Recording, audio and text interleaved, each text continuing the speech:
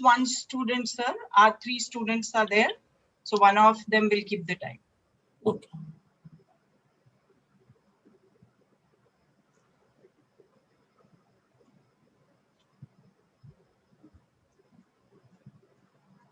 Come here.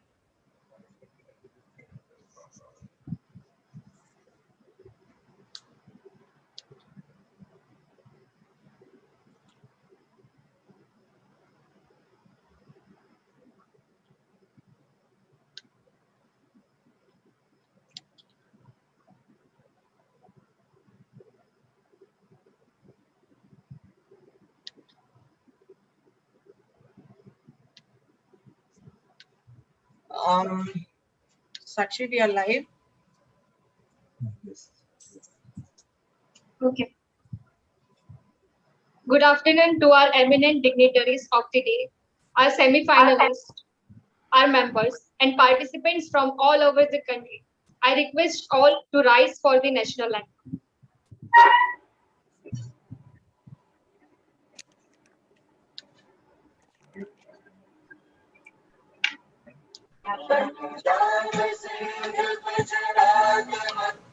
Then started by yourself.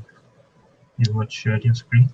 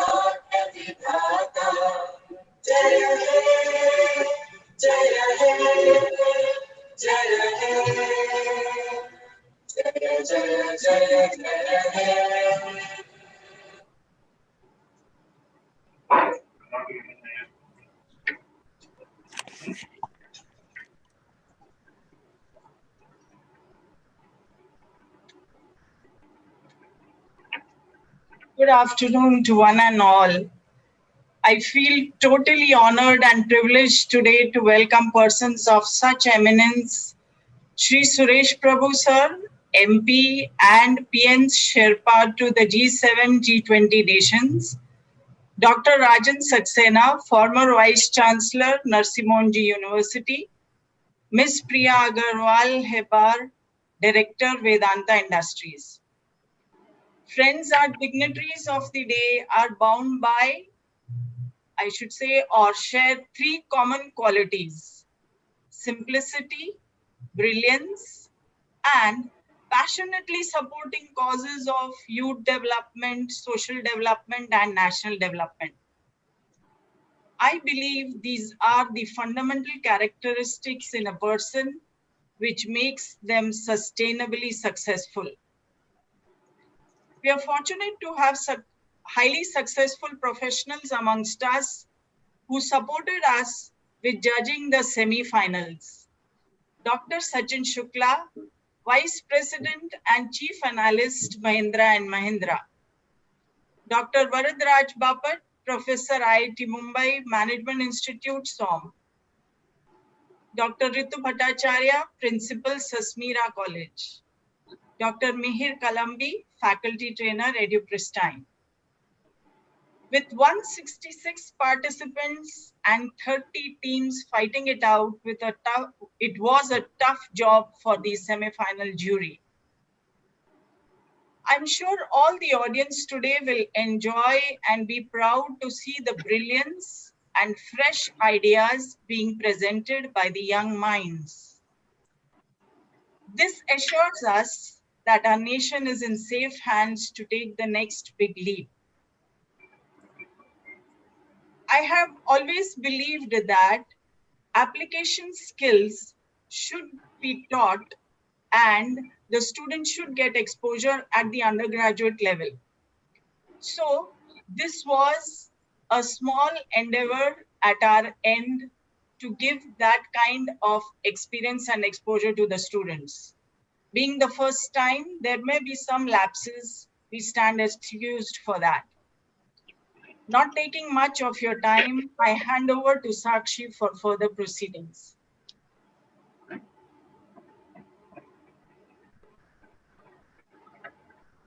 Thank you, ma'am. Now I request Sakshi to introduce our chief guest, Shri Suresh Prabhu sir.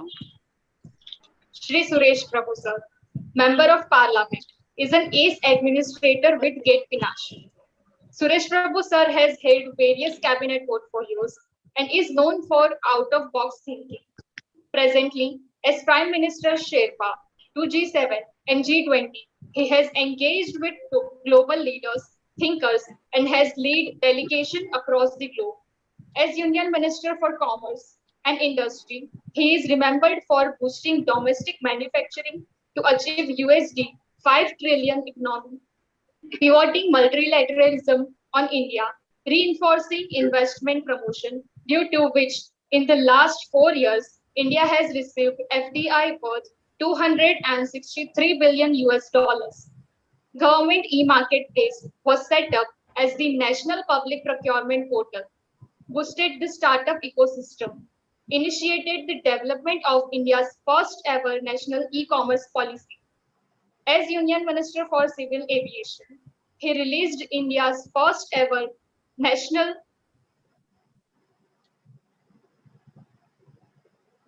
air cargo policy, national green aviation policy.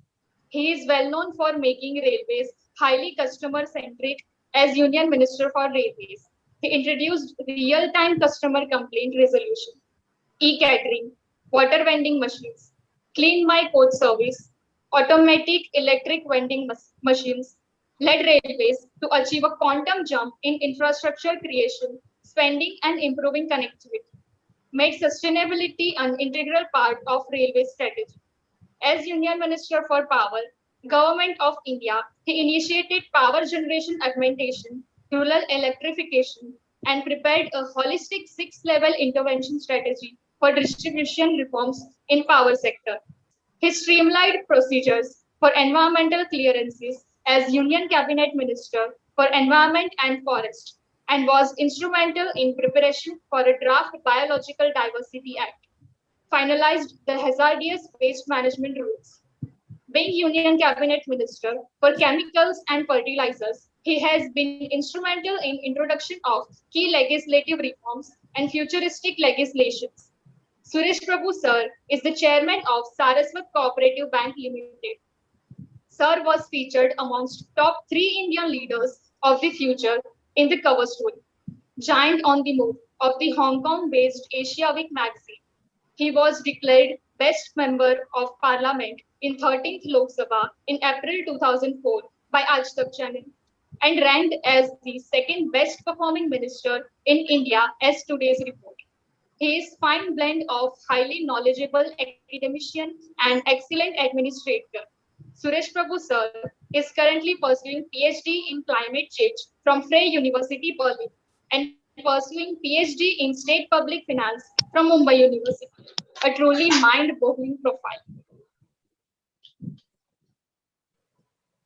Thank you so much, Sakshi, for mind-blowing introduction of Shri Suresh Prabhu sir.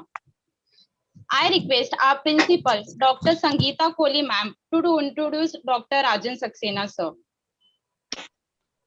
Thank you, Surabhi. It's really a privilege to be introducing Dr. Rajan Saxena sir, such a brilliant profile.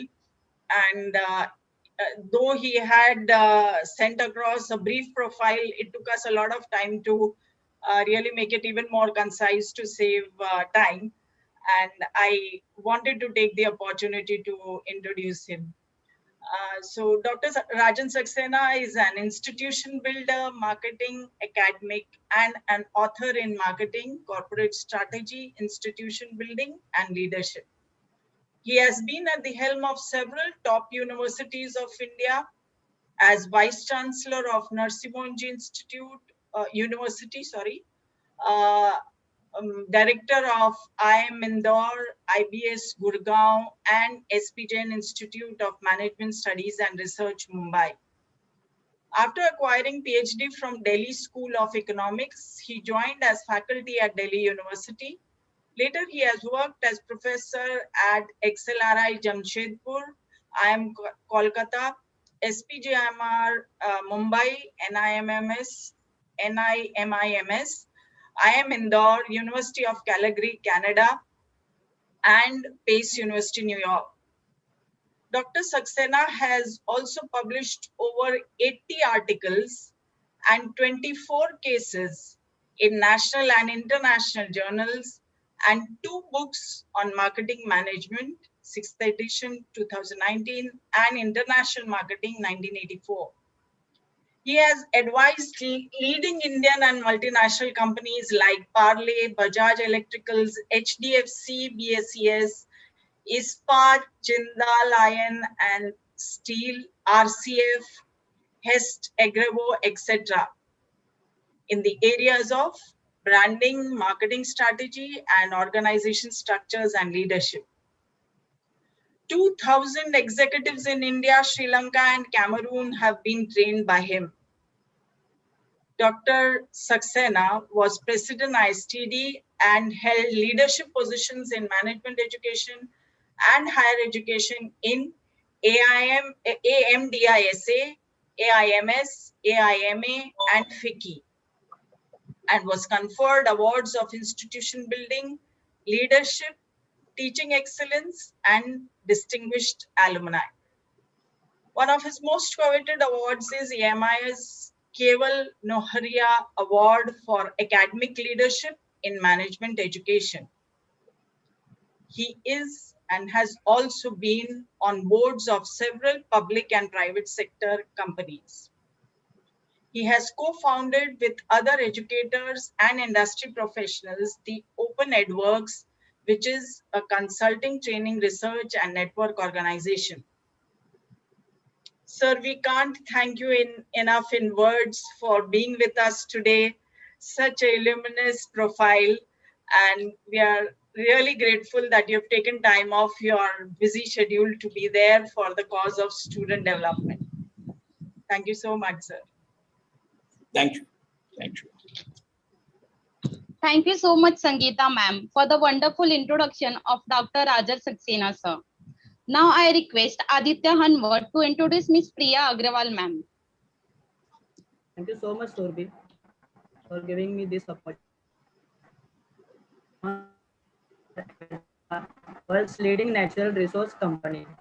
She has completed her studies in psychology and film studies from Warwick University, UK. As a key pillar in strengthening ESG and HR practices in the organization, Priya ma'am has played a valuable role in Vedanta brand story. Her love for animal and passion to bring a change in the society has driven her to lead various CSR initiatives, which has touched thousands of lives. Priya ma'am has experience in public relation with Ojiva and Matters and Diffusion YNR. She is also the founder of Yodha, animal welfare organization. Priya ma'am is passionate about animal, child nutrition, and gender neutrality. She is currently working on providing equal opportunity to women and children in rural India at grassroots level. Thank you. Thank you so much, Aditya Hanwat, for the amazing introduction of Ms. Priya ma'am.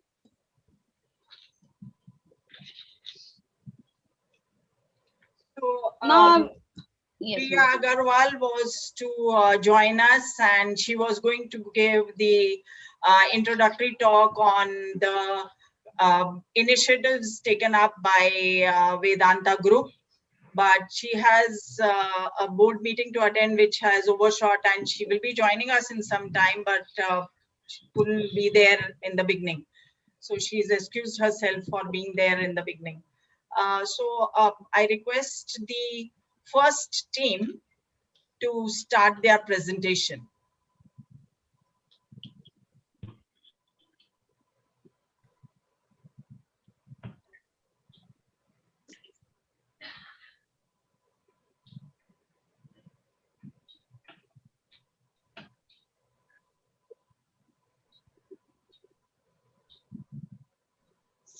And the first team is 51, 60, and 61. Yes. Yeah. A very good afternoon to all the dignitaries present over here. I'll just share the screen, ma'am. Ma'am, can you give me permission to share the screen? Yeah. Yes. Yes. Thank you.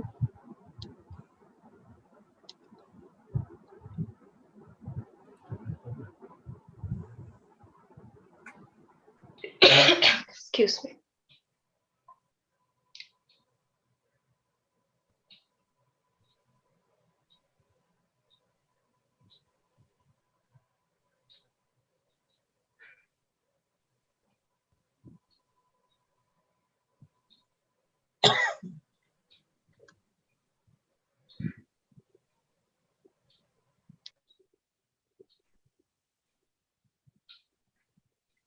Shall we start?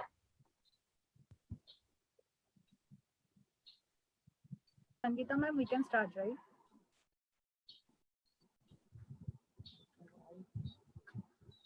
Yes, go ahead. Okay. Thank you, ma'am. Please start. A very good afternoon to one and all. Consumer is the king is the widely known marketing concept and philosophy. Customer is the one who decides the upturn or the downturn of a business.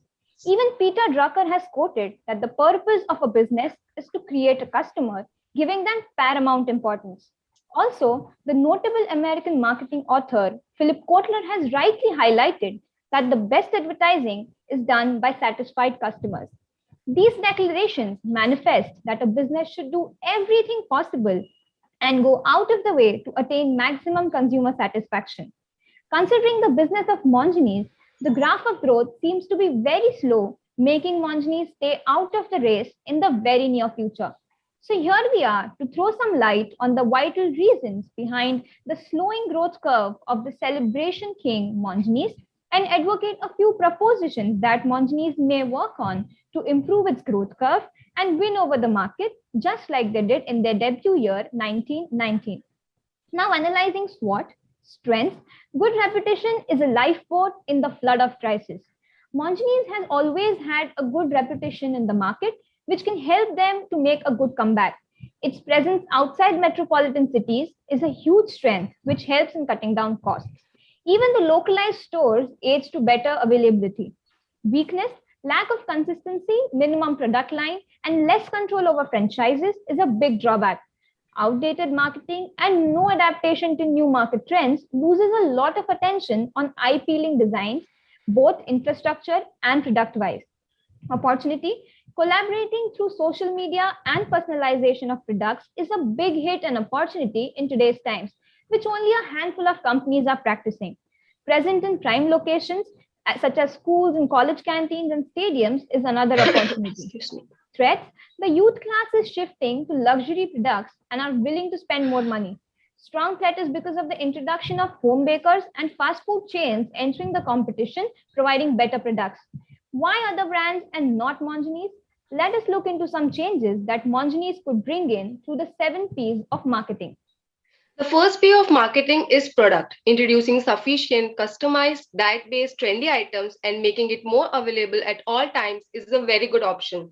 Change is important, like in the case of Nokia, who was rigid in terms of bringing in change, suffered losses. Inspiration can be taken from Chipotle and Dunkin', who collaborated with influencers to bring in specials and generated good sales. Charlie and Duncan's collaboration led to 20% hike in sales and 57% increase in app downloads.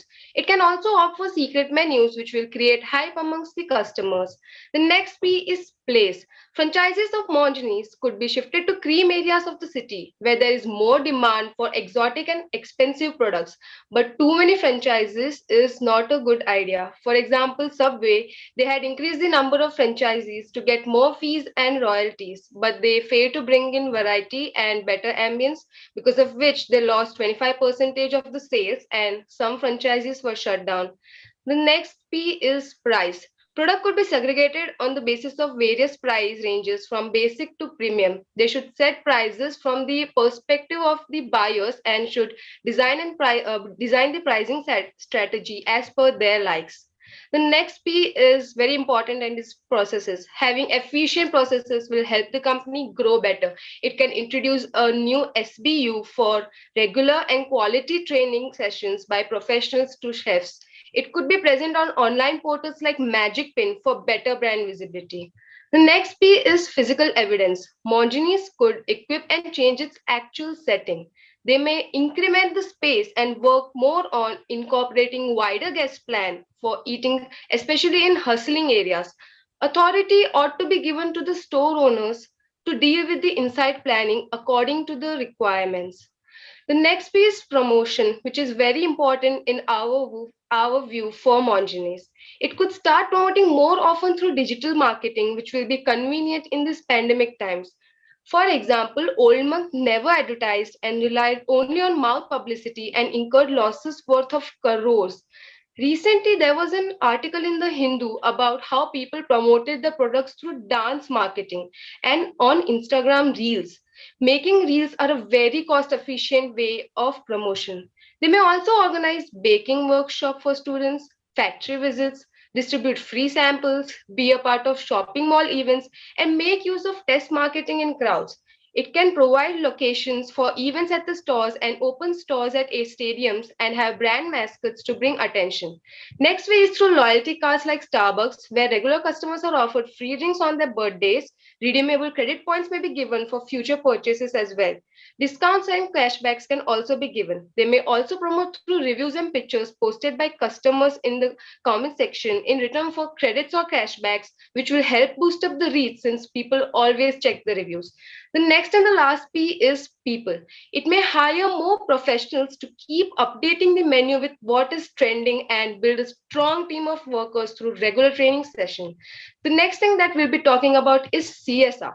The company does good CSR activities. It will be good if people are more aware of it. For example, Tata's activities are known to everyone and it helps create a good brand image. During these tough COVID times that our country is sadly going through, they may also help with some necessities. The next topic is customer relationship management. When we visited Mongenie's website, we noticed that the website had more information for the people interested to become a partner to the company, failing to keep it customer oriented. The website did not work competently, and even the interface had less focus on customer interaction. For this, what we suggest is that Mongenie's could work more on customer relationship management and develop a CRM software and even an application if possible, which would help them track their consumer base, help in efficient administration of franchises, and even manage communication with their potential customers. This will undoubtedly help them advertise and reach maximum target audience. Also, in this fast-growing digital world, it is indeed an important step to take because you can't sell anything if you can't tell anything. Be it delivery of quality products or information, they're equally significant. To support our recommendations, we conducted a survey with 200 respondents, and after analyzing the responses, we inferred that 93% of the people were aware that Mongenie's as a brand existed, and the ones who were not aware were the people mostly from the south of India. 54.3% people knew it because of mouth publicity. 36% people were of the opinion that Mongenie's had not been efficiently marketing its products to earn maximum revenue. 31% people thought Mongenie's had been adapting to the changing trends in the market, where 24% disagreed. Majority admitted that Mongenie's had a huge setback due to COVID pandemic and even its slow-paced growth. 43% people agreed that price and quality both mattered. 95 out of 200 people believed that Monjani's had affordable prices. Meerwans and Birdies turned out to be the strong competitors of Monjani's. Also, 58 and 55 out of 200 had scored Monjani's on the basis of overall experience as 8 and 7 out of 10 respectively.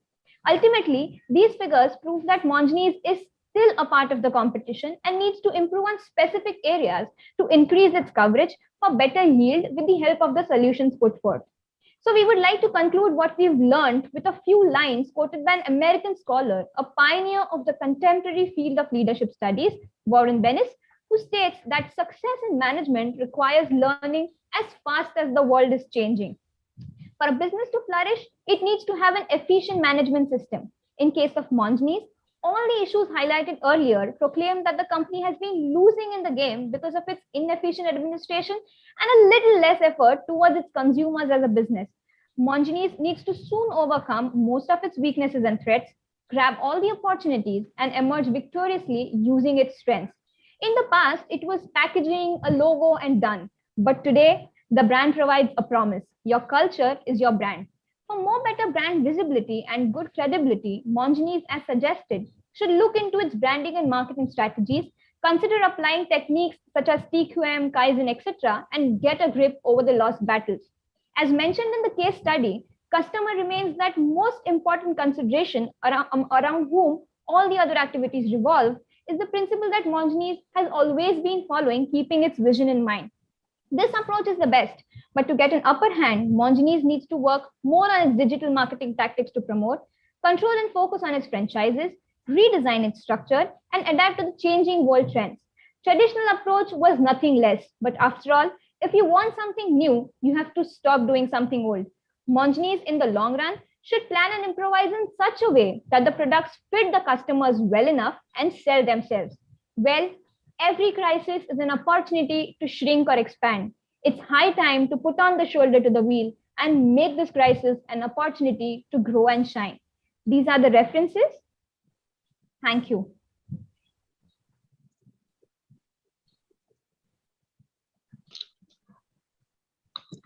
Thank you so much, team. Now I request the second finalist to being invited for their presentation.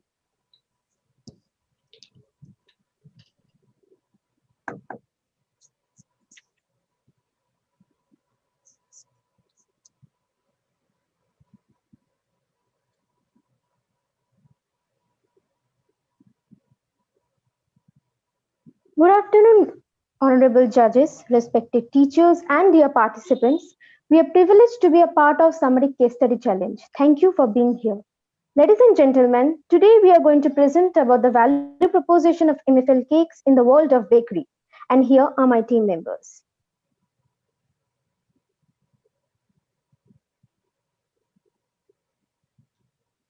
Monjani started as Monjani Limited in Mumbai, and then in 1958, Monjani's catering was taken over by the Kurokiwala family and then became Monjani's Food Private Limited MFL. And from about 70s, we saw a gradual increase in annual turnover of this brand. They have targeted almost 500 times growth and achieved almost or approximately 400 times growth in 14 years. As of today, they are doing $3 billion business, but their slow growth and limited product range not appealing the young buyers. So the established brand name is their strength, but they are facing serious challenges as bakery market in India is growing rapidly, both in length and breadth.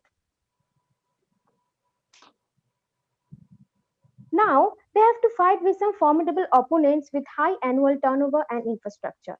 So company's vision and mission is optimization of revenue metrics and standardization of functional business model in front of tough competition.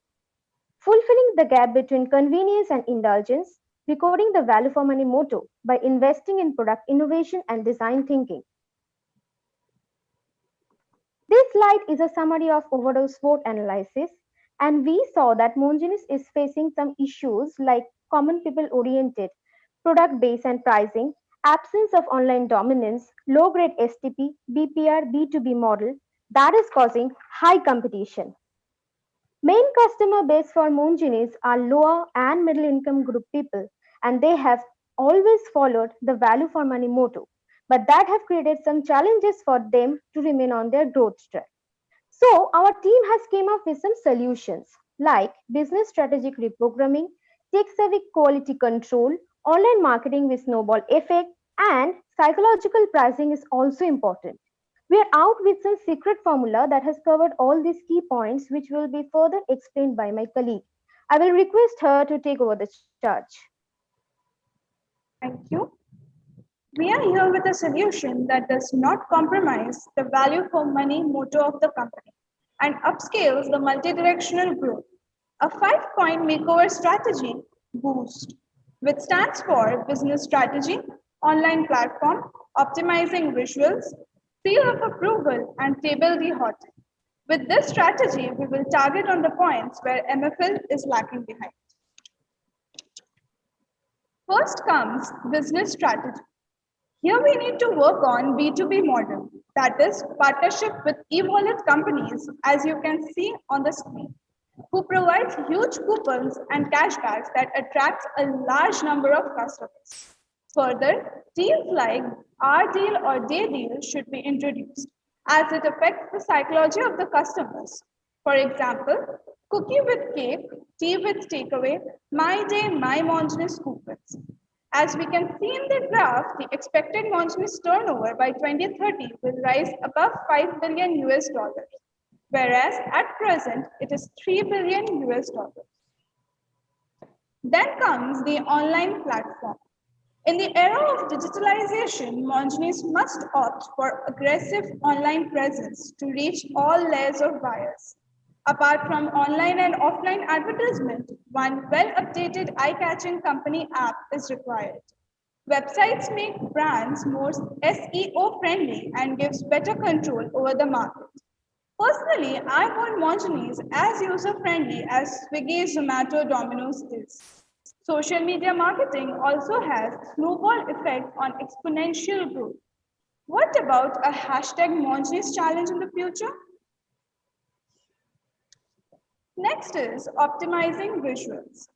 Brands have an average about 7 seconds to make good impression before the customer moves to the next option. According to The Guardian, 70% of consumers view brands that are eco-friendly. According to another survey, 52% of online customers report they would continue purchasing from the same company if they receive premium packaging. Now comes the seal of approval. For expansion of a business, franchisee plays a key role. Basically, franchisee-franchisor model creates win-in-win situation for brand rebuilding and business expansion.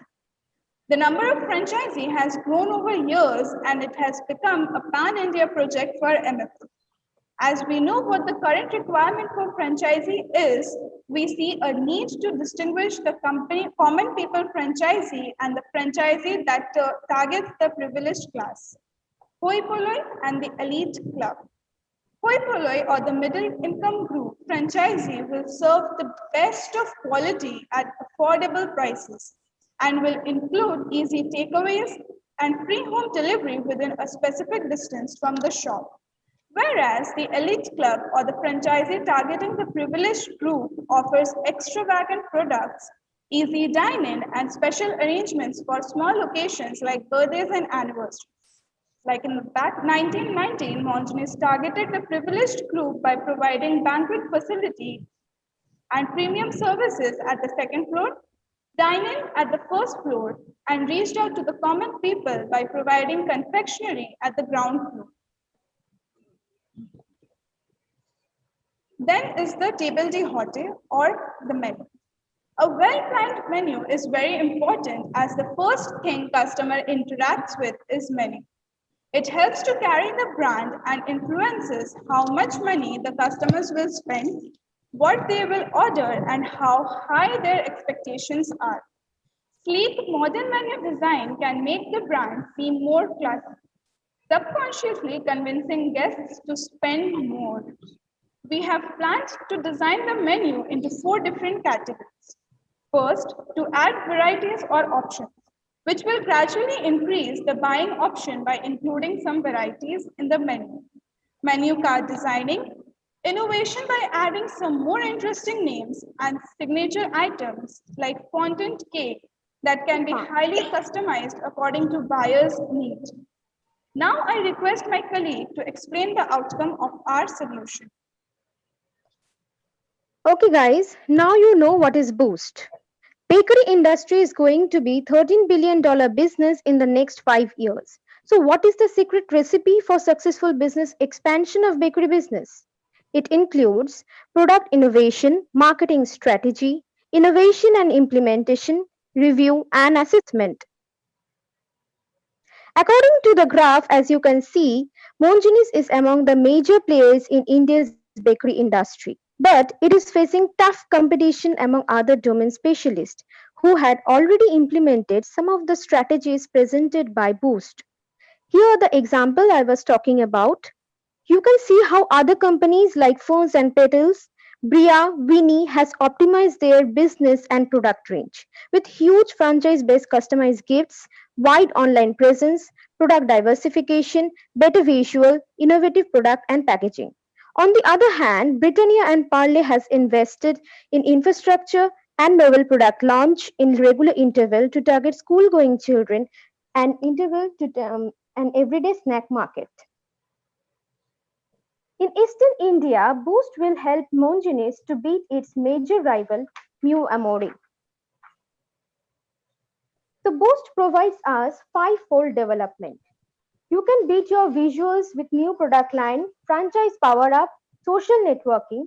It would give more power to buyers. According to Ansof's matrix of business growth, Boost can expand market in Tier 3, Tier 4 cities with existing product. New product development, better BPR plus R&D will extend present market size. By applying new franchising strategy and digital marketing, they will see rapid growth and in future, with product diversity, they may enter highly customized premium food indulgence. So here are the resources we have used. Thank you for your kind attention and devoting us your valuable time. We are open for the question and answer session. Questions will be asked in the end by the jury to all the teams. We will continue with the presentation of the third team now.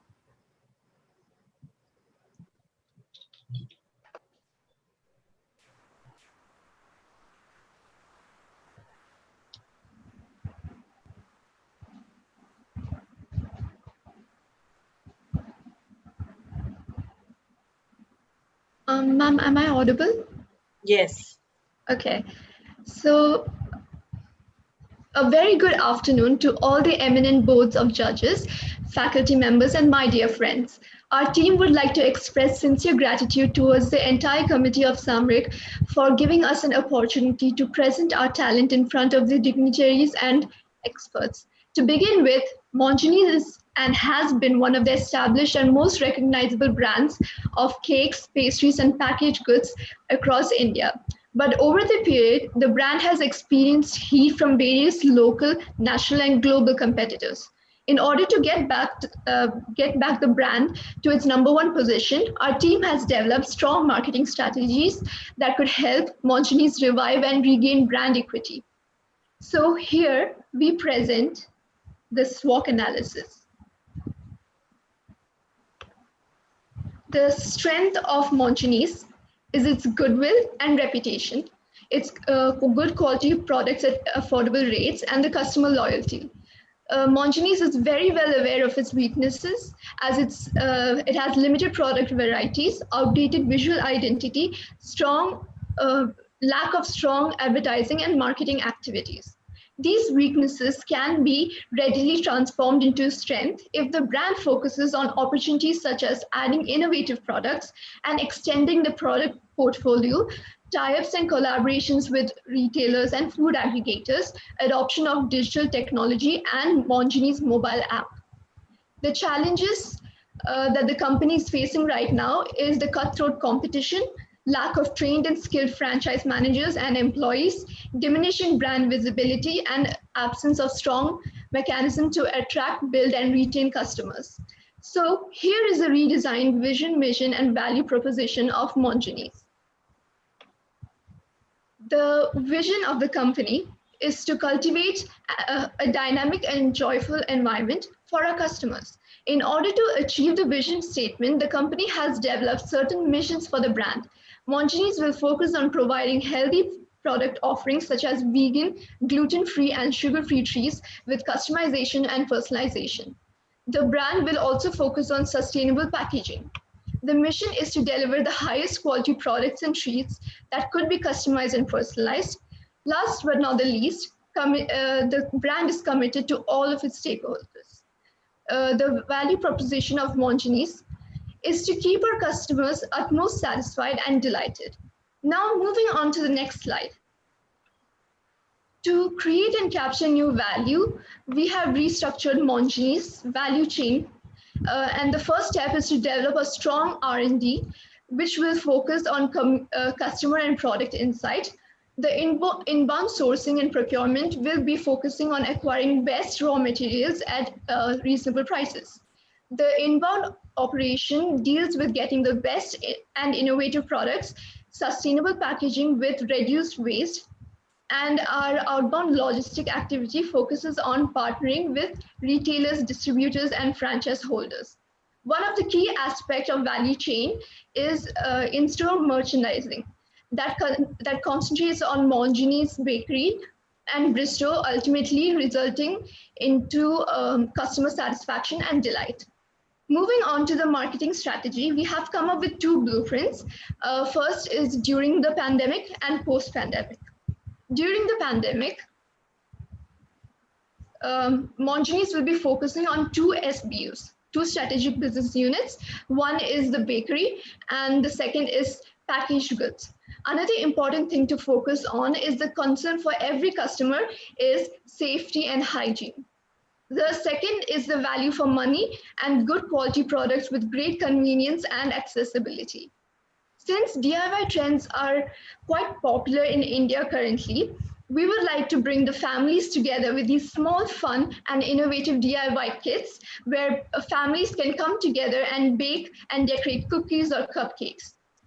Another significant thing is in order to reach the customers during the pandemic, it's very important to take the help of digitalization.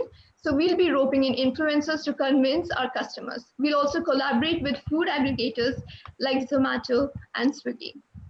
And post-pandemic, we are hoping to start a big project under Mongenie's, that is Mongenie's Bistro, which will have a completely new experience wherein the customers can physically come with their family and loved ones to relax and spend memorable quality times with each other. And customers can also hold casual business meetings in the bistro. Another strategy is to offer gifts to our loyal customers through loyalty programs and provide customized experiences. This would increase brand visibility of Mongenie's. Let's take you through our restructured Mongenie's website and packages. Okay, so here we have 6 tabs on the website. The cakewalk, where the menu is displayed, wrapped euphoria, which shows our packaged goods. The next tab is Bakeology DIY, where the DIY kits will be there. And we also have a bistro tab and the glazed happenings tab, where the activities, events, and contests we hold are mentioned in it. And the last tab is the Mongenie's mobile app, which we have recently launched for the convenience of the customers. Now, to the right-hand side, you can see the green packaging, green box. It's specially designed just for healthy, vegan, and gluten-free products. We provide sustainable and eco-friendly packages. Now, we move on to the 7 P's for Mongenie's. The first P, product, focuses on variety and innovative flavors. These products will be offered at competitive, value-based, and premium pricing strategy. Mongenie's brand will have a strategic located outlets. In order to promote Mongenie's bakery, we will concentrate on Mongenie's website and application. The brand will also be advertised through various social media platforms, that is Instagram, Facebook, YouTube, etc. Mongenie's will also be hosting annual baking contests through influencers every year. People are one of the most important asset of the company, wherein we will be providing a week training programs every 6 months to maintain the quality. standard quality. The Mongenis will have a theme-oriented environment as well as uniform dress code for our staff in order to create high brand visibility. In order to reach our customers, we have redesigned the website and developed the app. At SBU3 Bistro, our product is concentrating on the service factor, where we will be providing vintage aesthetic, Wi-Fi, music. We will also be offering vegan, gluten-free, sugar-free options and premium quality cakes and confectionaries at premium prices. The bistro engages the customers with fun-filled activities like mug painting and board games. Our bistro would be located at urban and commercial areas. Now, over to my teammate who's going to explain the STPD strategy. The STPD strategy. Mongenis will be mainly focusing in the age group of 16 to 40 years old. It will also make products for different demographic cohorts and provide a health-oriented section for the health-conscious customers. Since its establishment, Mongenis has offered local and traditional flavors, and we would like to continue doing so. We have two SBUs. In the SBU1, the bakery, we will be targeting the middle class, the upper middle class, and the elite groups, as well as the millennials, Gen Z, and concentrating on students, families, and business executives. In the SBU3, that is the bistro, we will be focusing on upper middle class and the elite groups, as we have a premium product segment, the millennials, Gen Z, families, and business executives. Mongeries will be positioned as a value-driven and a trustworthy brand and will offer fresh delicacies not only for occasions but as an everyday delight. To differentiate us from the other brands, we have decided to expand our product portfolio, provide sustainable packaging, and offer health-oriented menu. Here are some print ads. Onto your left, you can see a print advertisement to support the LGBTQ community and demonstrate diversity during the Pride Month. I'm up, guys. Over to your left is for an Mongenis Bake Fest, where people can come and showcase their talents. And here is the ad for the Women's Day, which is dedicated to all of you lovely women around the globe. And finally, we are showing a print ad to show seasonal marketing during Bengali New Year to show our locally flavored products. This is the references. Thank you, everybody.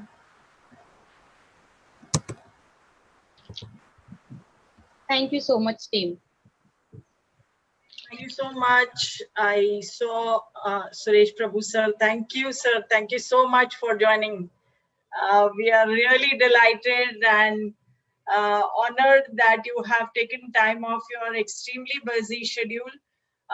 With the COVID crisis going on, sir is continuously occupied with a lot of ministerial meetings happening.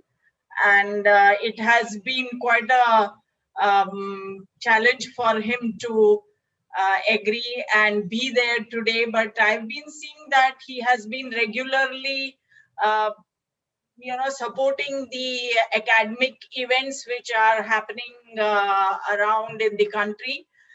And we are really thankful to you, sir, accept our sincere gratitude because your presence genuinely encourages and motivates the youth. I've been talking about you, and the youngsters are so delighted to hear you because you give out a lot of knowledge and you are able to come to their level and connect to them so well. We are very thankful to you, sir, for accepting our invitation and being there today. I'll just quickly introduce our final jury today to you. Dr. Rajan Saxena, the former Vice Chancellor of NMIMS, and he's been at the helm of several top universities of India. Then Sachin Shukla, Sachidanand Shukla, he is the Vice President and Chief Analyst at Mahindra & Mahindra. And Ritu Bhattacharya, she is the principal at Sasmira College, Worli. So we've completed with 3 presentations, sir. Thank you for being with us. Everybody is eagerly waiting to listen to you. I know you are there just for 15 to 20 minutes.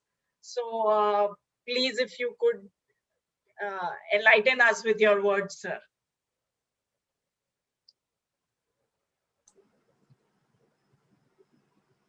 Sir, I think you are mute. Sorry. Good evening, friends, and thank you, my dear friend Sangeeta Kohli, for inviting me for this very important event. I congratulate you, your team, Vedanta Foundation for organizing this very important event.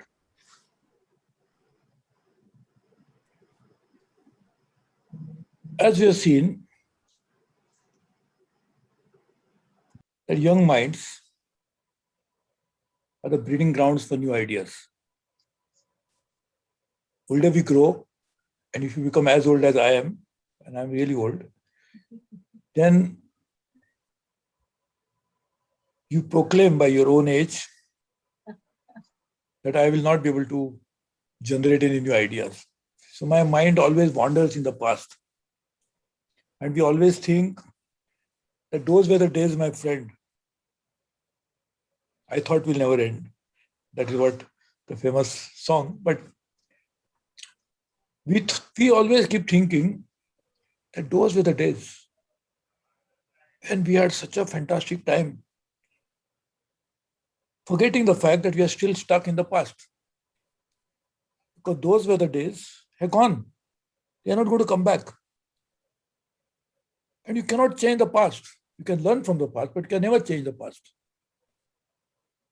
But you have the ability, if you use the present properly, to shape the future. And the young minds, luckily for them, they don't have much of past, but a much longer future. And therefore they can always think differently from the past. They can think originally, forget differently. Different, everybody thinks differently because we are all different human beings. But they can think and bring originality into their entire thought process. And if you really look at it, today's problem is culmination of past action. But because the past didn't have enough solution, the problems are manifested. So to deal with present problems and to also shape a better future, you always need original thinking, different thinking. And by definition, as I said, old person like me is misfit, and young minds are the right source of generating this new and dynamic ideas befitting today's situation. Therefore, this competition that you organized today was, I guess, was an attempt and effort to make our youth think differently, originally. And I think it was related to, Sangeeta ji, was it related to skill? Yeah, it is related to management skills, sir. How they can turn around Monjani's into becoming a profitable company in the future. Okay. Application skill, yes. Sure. You know, if you look at it, and that's what I was saying, that today's problem is culmination of the past action. There are many problems, many challenges in the world. And as though they are not enough, now the world is facing an unprecedented challenge of Corona. So one more problem is related to health. Because health has always been a problem. Now it is yet another challenge that we are facing, and it is staring at our face. But then we had problems like finding jobs for the youth, ensuring that mid-level working professionals will not be rendered redundant by the fast-changing technology. We have a problem of how to deal with aging population. In our own culture, we always respected the elderly. हमारी कहावत है कि बुजुर्गों को सामने sir झुकाना चाहिए. अभी बुजुर्गों की संख्या तेजी से बढ़ रही है. तो आने वाले दिनों में ये और एक चुनौती रहेगी कि हमारी समाज में जो बुजुर्ग है उनका भी ख्याल किस तरह से किया जाए. So if you really look at it, at each age level, we have a problem. Young, finding jobs. Mid-level, ensuring that they continue with the profession. Those who are elderly, retired, but they have long life to go because of our life expectancy going up. How to take care of them? And who will take care of elderly? Obviously, the working population, either at home, in a family, like the kids will take care of their parents, or the society, the working youth have to take care of the aging population by paying taxes and others so that social security can be provided. So problems at all age levels, social problems are rising. In health problem I just mentioned is new dimension. Environmental challenges are becoming a real existential threat to society and humanity. Many problems. But as I said, one cannot be just overwhelmed by the problems. You must keep peace of mind, use your brains. That is what a gift of God to us. If the God made older generation think wrongly and create a problem, the God also has given us the same brain to think in the right fashion to address the problem. And therefore, I'm very happy that this particular competition which has been made, it has been a combined effort. It is teams are making the presentation. I think one of the biggest problems of not finding the right solution is lack of teamwork. The scientists, the engineers, the doctors, the professionals like me, chartered accountants, they feel that I know the problem, so I will solve it in my own way. Chartered accountants will always look down upon doctors, doctors will look down upon lawyers, lawyers will say engineers don't know anything. That's a problem. The kind of complex issues that you're facing needs multidisciplinary approach. Therefore, we need teamwork. And one of the problems of any society that faces such daunting challenges, if they don't have a team spirit, you can never address a problem. Therefore, I'm very happy that teams are making the presentation. I just saw part of the presentation. I'm sorry I'm not able to be present for the whole program for a simple reason, that I'm trying to address the challenges faced by so many people as a result of this second wave. And I'm trying to do my best in my little humble way to ensure that at least help reaches to all those who need it. So I could not see all the presentation, but the glimpse of it was enough to let me be assured of the fact that such a bright minds come forward to address societal challenges and to find solution in their own way. Employment is a big problem. But if you look at the other side, one side is the problem side. But if you look at the other side, is the opportunity side. Fabulous new ideas can be generated. The companies in the world which now employ millions of people, those companies did not exist even a few decades ago. Some of them not even a decade ago. So new thinking, innovative ideas, looking at a problem from a positive bent of mind rather than just get overwhelmed by these huge mammoth challenges can help us to really come out with some very brilliant solutions. Then when the solution comes, the problem will look like a tiny one. But if you get stuck in the past, you'll never be able to come out of it. And probably we will lose the battle with the problems by sheer depressed mind.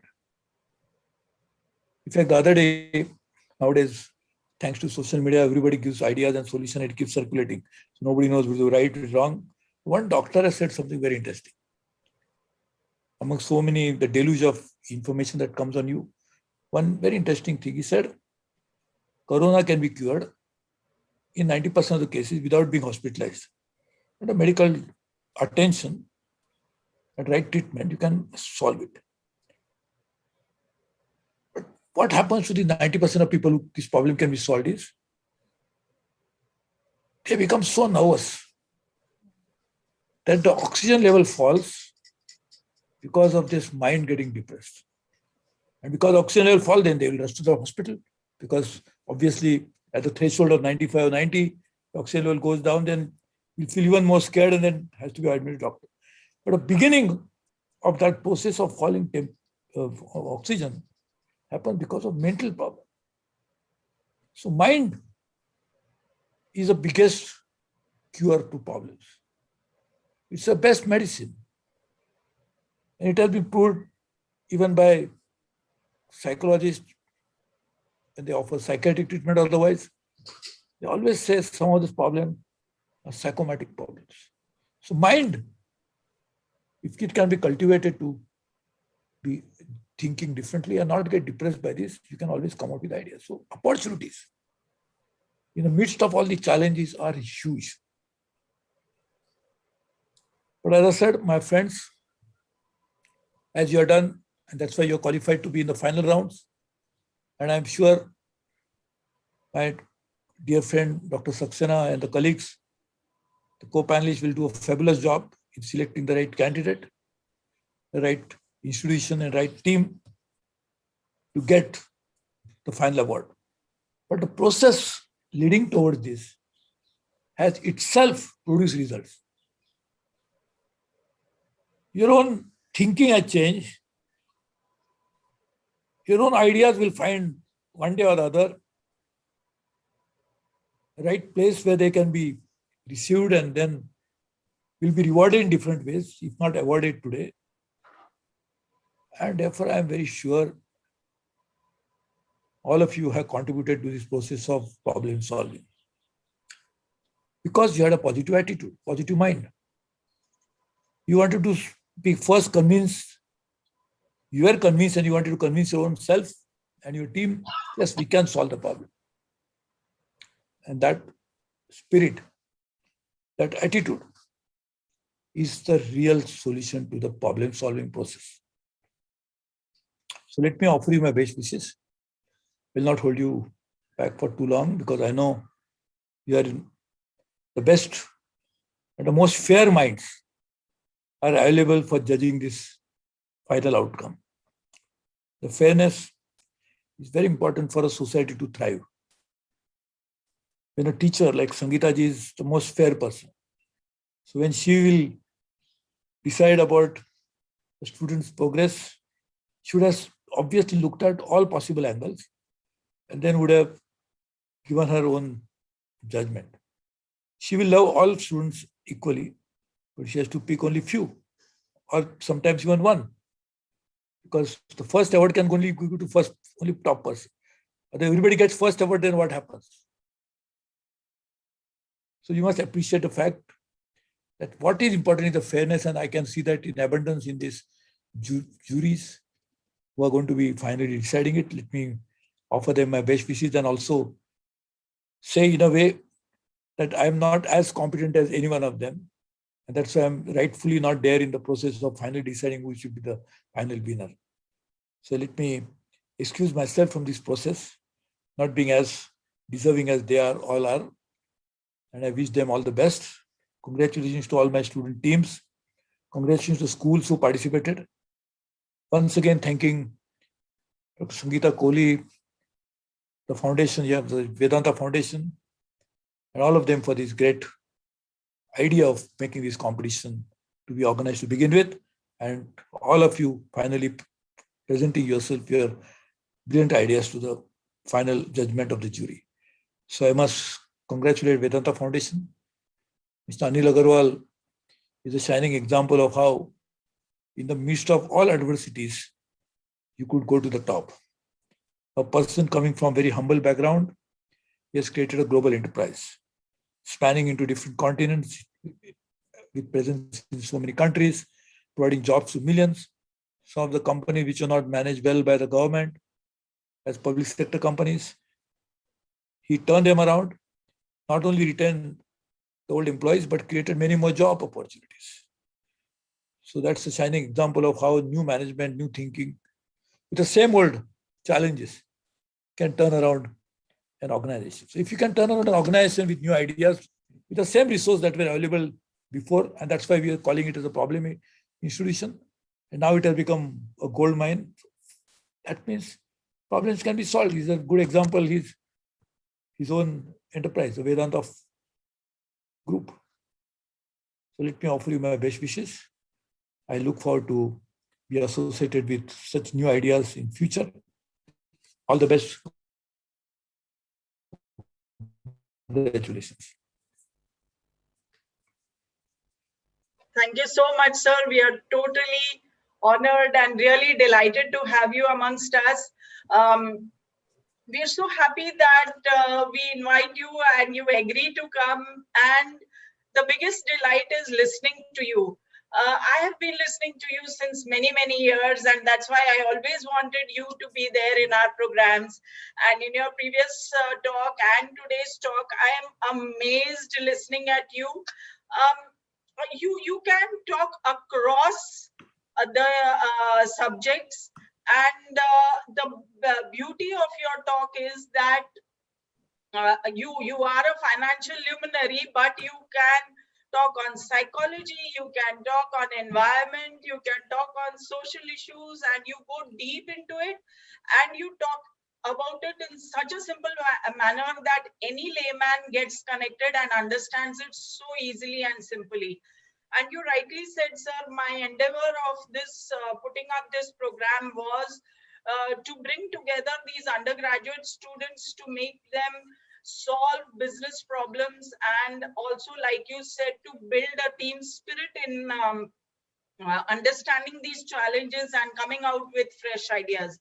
You are very right when you say that when these young minds think, they come up with fresh new ideas, which is the requirement of the day. But at the same time, when you said that you are old, you are very much young at heart, young at mind, young at spirit. And it is amazing how every youngster gets so easily connected to you. And so that is why whenever you are on our program, there is so much of excitement of all the students to listen to you. So thank you so much, sir. I'm really honored, and I will always pray for your good health so that you continue to live long and be there in all our programs whenever we want you, so that our students continue to benefit from your talk. Thank you so much, sir. Thanks a lot. Thank you. All the best. Thank you, Dr. Saxena, Dr. Bhattacharya, Dr. Sachidanand. I think even I just realized that. Suresh sir, Priya Agarwal has joined. She had to attend a board meeting. I think she's cut short from that and come to be there again with the students. So I'm so happy about very much, Suresh Prabhuji, for being here. Oh no, hello. Priya, thank you. Bye bye. I just was looking at the screen and realized that you are also there. I could see you on the screen. Thank you very much. God bless you all. Thank you. Bye. Thank you. Bye bye. Thank you so much, sir. Thank you. Prabhu, thank you. It was a wonderful, as you checked out. Yes. Yeah, thank you, Priya, for joining the session. We've completed with 3 presentations. They were brilliant, and I'm sure the next 2 are also going to be brilliant presentations, and you will enjoy listening to them. I'm sure. Really looking forward. Yeah. So the 4th team can start their presentation.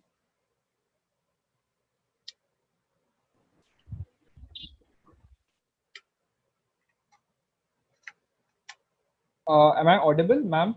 Yes. Okay, ma'am, I'll be starting now. Good afternoon, one and all present here. On this wonderful occasion of Saamarik case study competition, we have a very interesting case problem here. Mongenes, the slowing growth curve of the celebration king. Now let us start. Now let us start with the base assumptions and facts of this case. Monjani's Foods Private Limited was established and is currently headquartered in Mumbai and is run by the Khurakiwala family. Monjani's operates in the bakery industry and specializes in two primary SBUs. Now, SBU1 specializes in fresh food items and SBU2 specializes in packaged food items, which have shelf life of approximately 40 days. Now, the expected industry compounded annual growth rate is 12.5% for the period of 2016 to 2026. This industry has also witnessed increased participation from local bakeries as well as small home-based businesses. Now, Monjani's has 650 plus cake shops in India, and they're predominantly located in the eastern and the western regions of the country. Now let's move on to the SWOT analysis. The strengths include 650 plus retail stores across India with a legacy of 4 to 5 decades.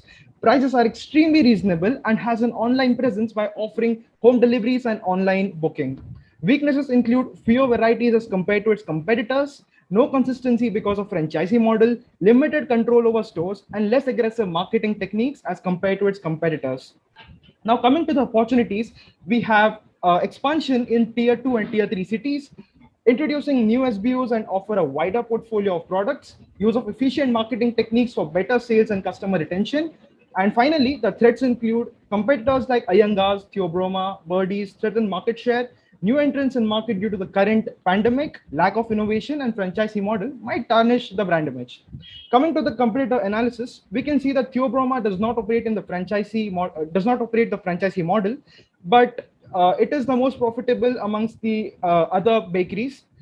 Now let's move on to the primary data interpretation. We conducted a small market research of 125 respondents in a span of 24 hours. And we asked them a variety of questions, which included if they had an outlet near their residence and their most recent purchase. We also asked them to rate their products both from SBU1 and SBU2. Now, evidently, the most popular product on MFL's catalog is from its SBU1 and fresh cakes, which includes fresh cakes, puffs, rolls, etc. Here it can be concluded that MFL has been quite popular, especially amongst the younger generation.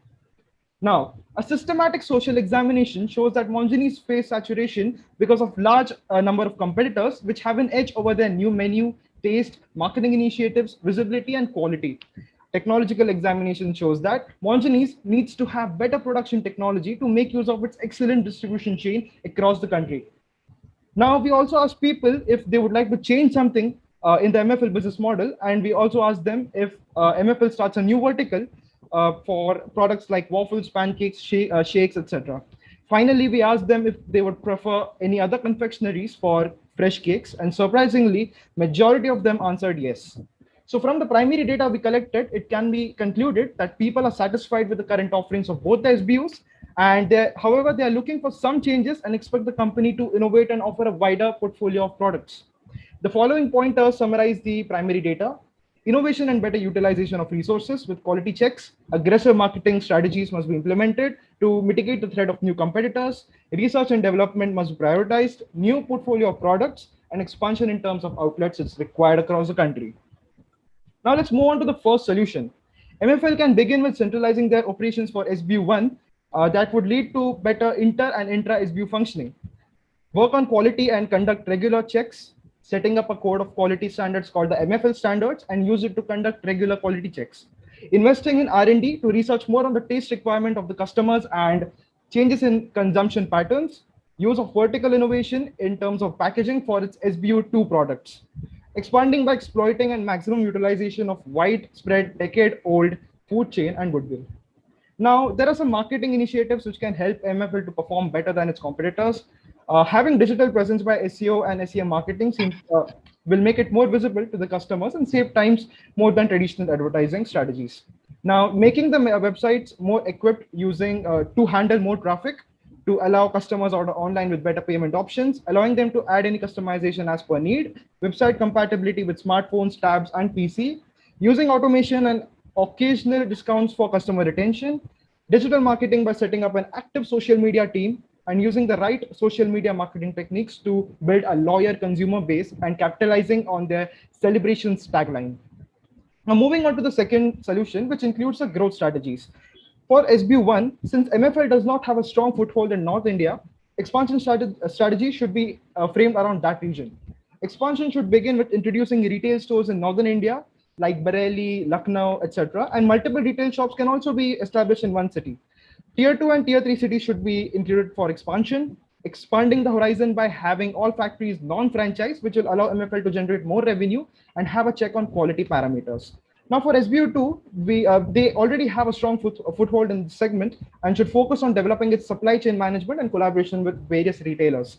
This can include railway and shops near railway and bus stations, and this would help them increase their visibility and increase sales for SBU2 product line. Acquiring more general stores and supermarket chains to have our SBU2 products by giving a better profit margin than our competitors will also benefit us. Now coming to the solution 3, here we have included a new SBU called SBU3, and we have named it as Mongenie's Plus.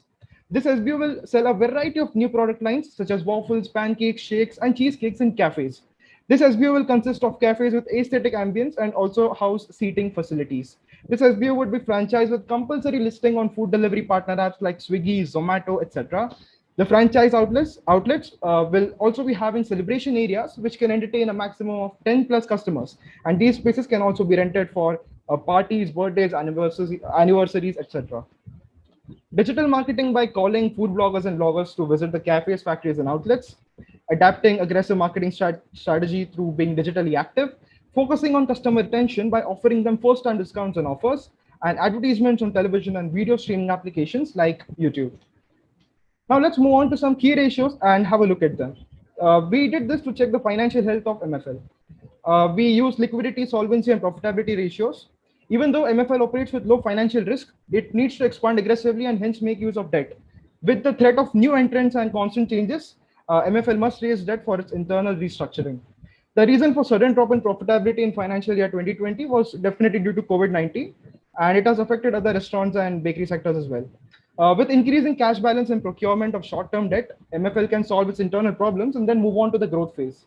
Even though the net profits and revenue have been declining in the recent years, MFL does not face the problem of liquidity or solvency, and hence debt will have no negative implications. Finance for stability and growth strategy. Finance is extremely vital for the stability growth strategy for the expansion and enhancement of MFL's businesses, and also for launching the new SBU.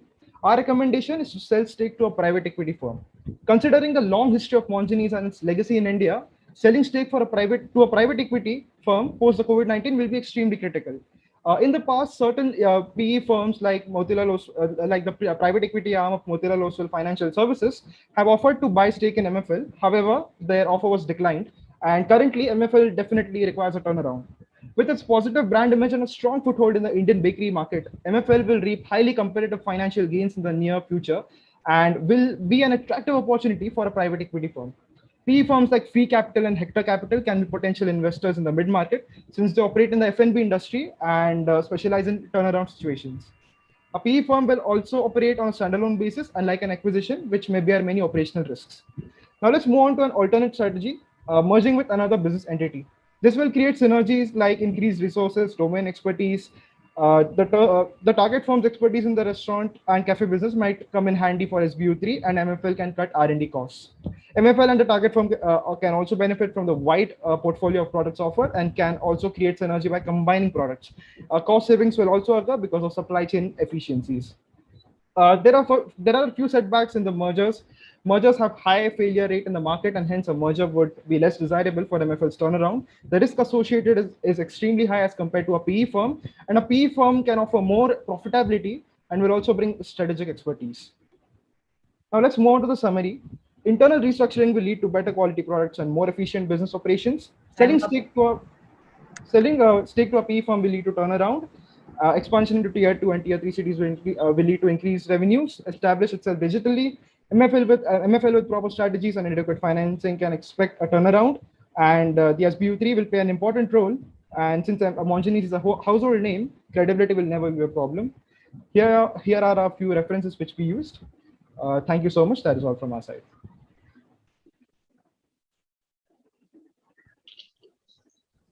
Thank you so much, team.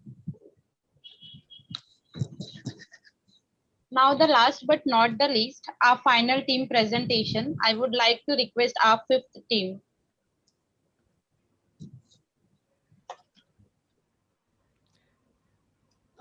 Is the PPT visible? Yes. Sangeeta ji, Ms. Kohli, I just actually just got a call from chairman. We're having a little bit of an emergency pandemic town hall in 10 minutes. So I'd love to address everyone now if possible. Yes, Before yeah. yes. The fifth No, actually, the fifth team just wait for some time. We want Priya to address the students, and since she's in a rush for another meeting, we'll have your presentation after her talk. Sure, ma'am. No worries.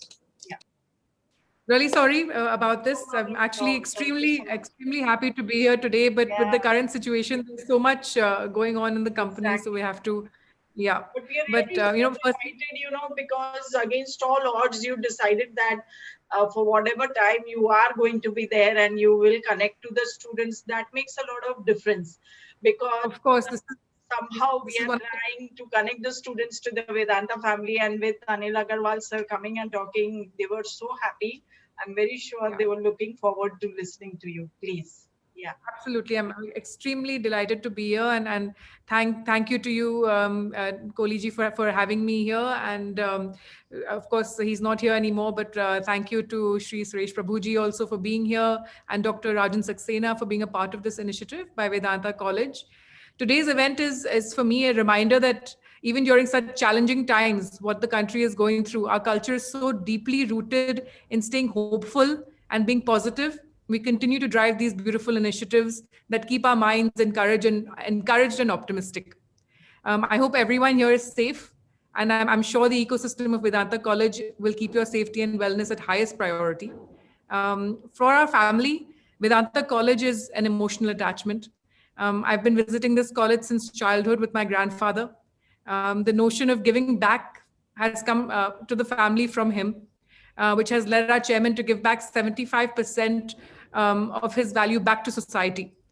Today, in fact, we announced 150 crores to help the current situation of the pandemic by setting up 1,000 fully equipped beds, 10 makeshift hospitals in 10 different locations around the country, and we'll continue to do as much as we can to help the current situation. One of the biggest and most important initiatives for chairman has always been upskilling of women and making sure no child goes hungry in our country.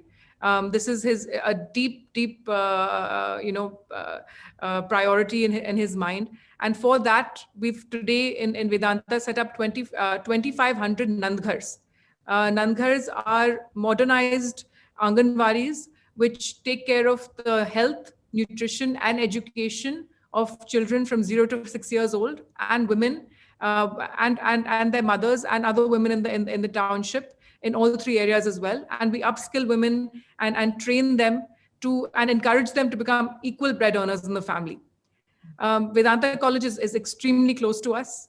I'm so happy to see such motivated students today. And on behalf of my late grandfather, Mr. D.P. Agarwal, who you all know, I can say that he would have been so elated, and his laughter would have echoed through this meeting today if he was here. And having individuals like yourself, Dr. Kohli, and such wonderful students like you, you're only taking his dream where a mile further each day. So thank you very much for this. Thank you, Priya. I can't thank you enough in words that you are there. This is really a very emotional moment for me, because I remember your granddad. I met him just 3 or 4 times, and he was so delighted. And his last words to me about 2 days before his death, when I met, he told me that I want to see this college grow, and I know that you will grow it well. And when you told this, that his laughter would echo, I can picturize that. He had come to our college for that function. He was not well, and the energy and the passion in him and the love for the students, it was really infectious. And I feel so fortunate being a part of this Vedanta group. And right from the day I joined, I've been seeing the kind of social initiatives continuously they have been involved with. I'm so happy that you are there today and you have briefed the youngsters about the initiatives which Vedanta has been taking up. You don't believe in advertising, and I remember when your dad came to our college and he spoke that he's been taught by his dad that if this hand gives, the other hand should not come to know. So with that philosophy, it is also at the same time in today's day necessary that the youngsters know that their group is doing so much, so that it inculcates those values and those feelings amongst them. So I'm so happy you are there today and you could brief about all the amazing work which Vedanta Group is doing, and really happy to know 300 crores were given during the first wave, 150 crores again being given, and on the creating hospital beds, and amazing. I'm so happy and feel so fortunate to be there connected with this group. Thank you so much. Thank you very much. And actually, just continuing to what you said, one of the lessons that that Bauji always gave us was about artha and dharma. That you will only fly if one wing is artha and one wing is dharma. Artha is value creation, and dharma is what you do with that value to give back. So and if both are equally spread, then you will fly. You are so blessed to have a granddad and a dad like Anil Agarwal sir. Bauji and his aura was so strong. It was difficult to, get impressed by it at the first moment when you met him, and really blessed to be with the group. Thank you so much. Thank you very much, Dr. Kode. Thank you. Thanks a lot. Thank you. Yeah, we can continue with the next team presentation.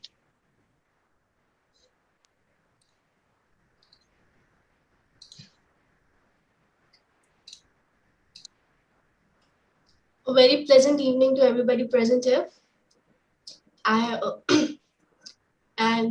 We are here to talk about the case study of Mongenes, and to get to know the perfect conclusion, we are here to talk like a protagonist.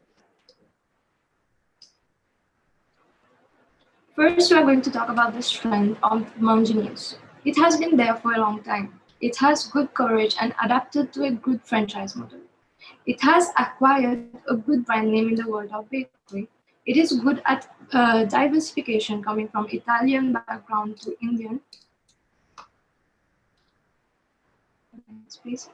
It has reasonable price and good quality, giving it the opportunity works. Next. It provides services like home delivery and online booking. Talking about the weakness, our product lacks in variety, such as for cakes, cookies, and snacks. Plus, we are not producing our products aggressively. We lack in web-based operations as well as technical orientations. Here we talk about the opportunities of Mongenes. We can make our presence felt in the malls. It can get more varieties in their products. More services can be added to boost sales further and make the brand name stronger in the mind of customers. We can use the tagline, "What are you celebrating today?" more effectively. That is, we can use, for example, noting down the birthdays of our loyal customers and then wishing them personally on their birthday, or even having anniversaries or festivals. And another opportunity is that we can shift from classic pastries to baked products. Every company has its own opportunities as well as threats, and even Mongenes has.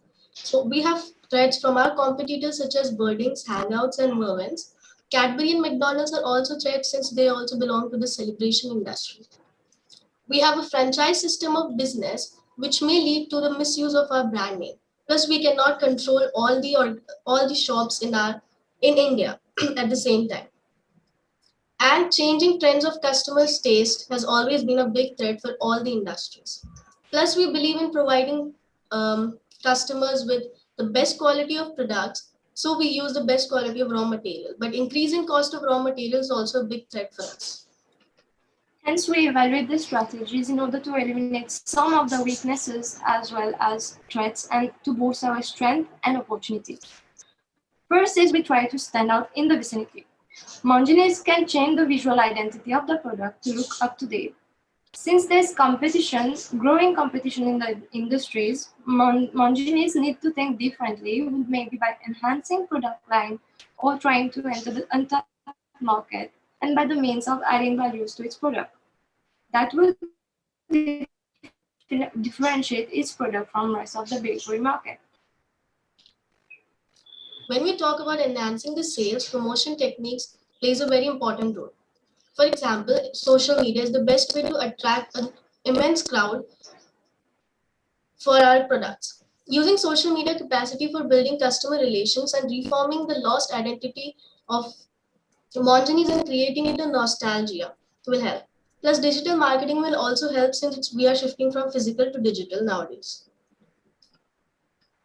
Another strategy is setting a location where there might be high traffic areas, good footfalls, and catchment areas where we can get the maximum market share in the vicinity.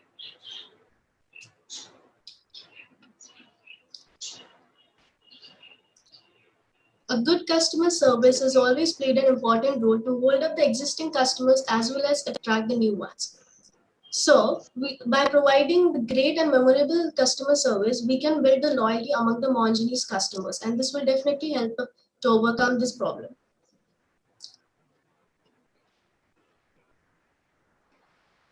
Lastly, what we can integrate is staff training that is hand-on learning into daily operations. Employees in Mongenis should learn new skills and upgrade them constantly.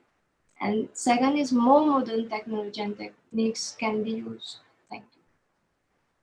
With this, we would like to conclude our presentation, and thank you so much for being patient. We tried our best to make our presentations as simple as possible and understandable. Thank you. Thank you. Nice of you.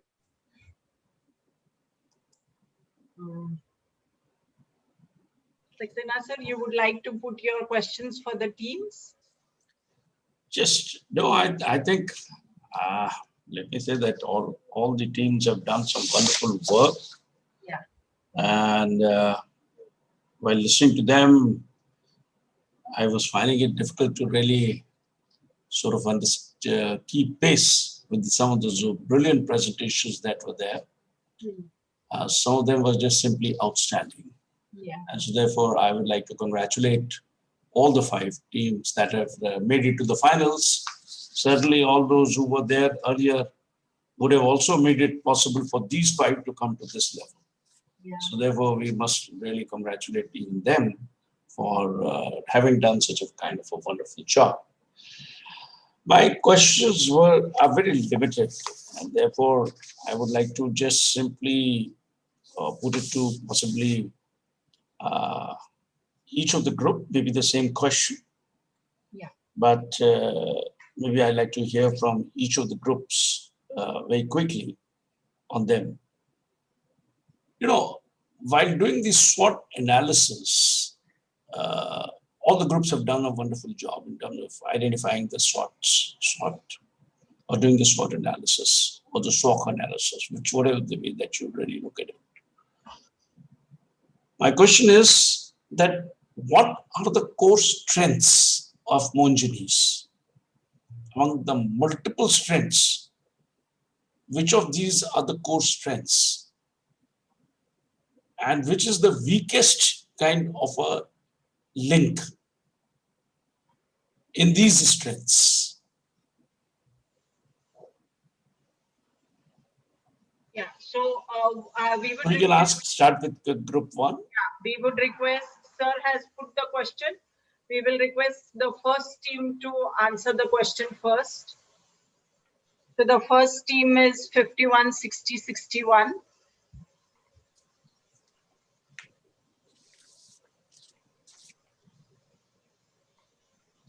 Yeah. I think the core strength is definitely the reputation of the company. Just like we said, like in the time of crisis, reputation is like a lifeboat. And the weakest link is that it is not reaching out to the youth as much as it should with their extensive marketing.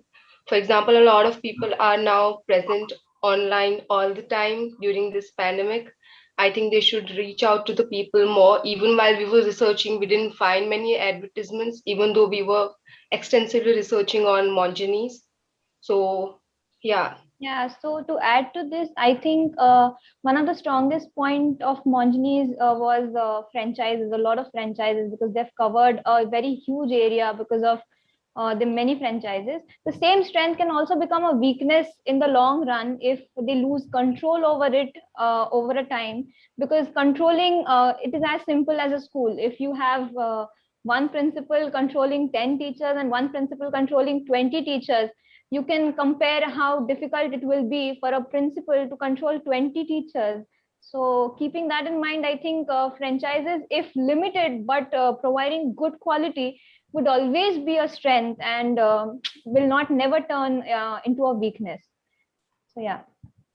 So if these are the two core strengths, and one of them is also can become a weakness, or can be a weakness, which is in terms of the franchising. Now, what was your recommendation in terms of converting this kind of a weakest link or weak link into a strength? How would you augment that strength? Just, I mean, not apart from multiple things that we talk about it, what would be the key strength, or what would be the key recommendation that you would make? We would make the recommendation of being very visible to the public on online platforms and doing good advertisement and reaching out to the people through digital marketing. And when it comes to franchises, I feel that they should apply Kaizen, and they should give good tasks, good task managing softwares and apps should be developed, and regular training sessions should be taken. And these were the new SPUs for one new SPU for where they only concentrate on the training of the chefs of all administration of the all franchises. Basically, to summarize, it would be limiting to the number of franchises already existing and focusing on giving more quality, better quality. Also, while researching, what we got to know is, I think many of my mates have also covered it, that a franchise costs you around 10 to 11 lakhs per franchise cost to that. At the same time, sir, if you would know that there's a new concept of food trucks that you see in Mumbai nowadays, even that costs the same. It's almost 10 to 11 crores itself. The biggest advantage would be it will be a moving shop where in a place like Lokhandwala complex, where people are like, for example, Kolaba streets and everywhere like that, it will have a lot of scope to grow. So this can be a solution where they introduce food trucks, and the biggest requirement is air conditioned space, and food truck of course will have air conditioned rooms where it can keep and store their cakes and confectionery items. So yeah, this could be a solution. All right, maybe we can hear it from the group too. Thank you, sir. Thank you, sir. Yeah, the second team. A very good evening to you, sir. Sir, regarding the core strength, I would like to say that the main core strength of the Monjanies is their value for money motto, and that they want to come on screen. Yes, ma'am. Yeah. Yes. And the second thing is, the first thing is that their value for money motto, and they want to target the middle group, and they don't want to burden or pressurize the middle group. And the brand name and wide country base is their core strength. Regarding the weakness, I would like to say that when we look at the franchisee, the most of the outlets are based in the eastern part and the western parts of the country, whereas they could not connect to the northern and southern India. And the second thing was the online platform. During this COVID-19 pandemic, most of the people are opting for online marketing and where they could minimize their person-to-person contact. So that is one area which was their weakness, the online marketing. And the second point for the weakness was that they could not connect to the northern and the southern part of India. Okay.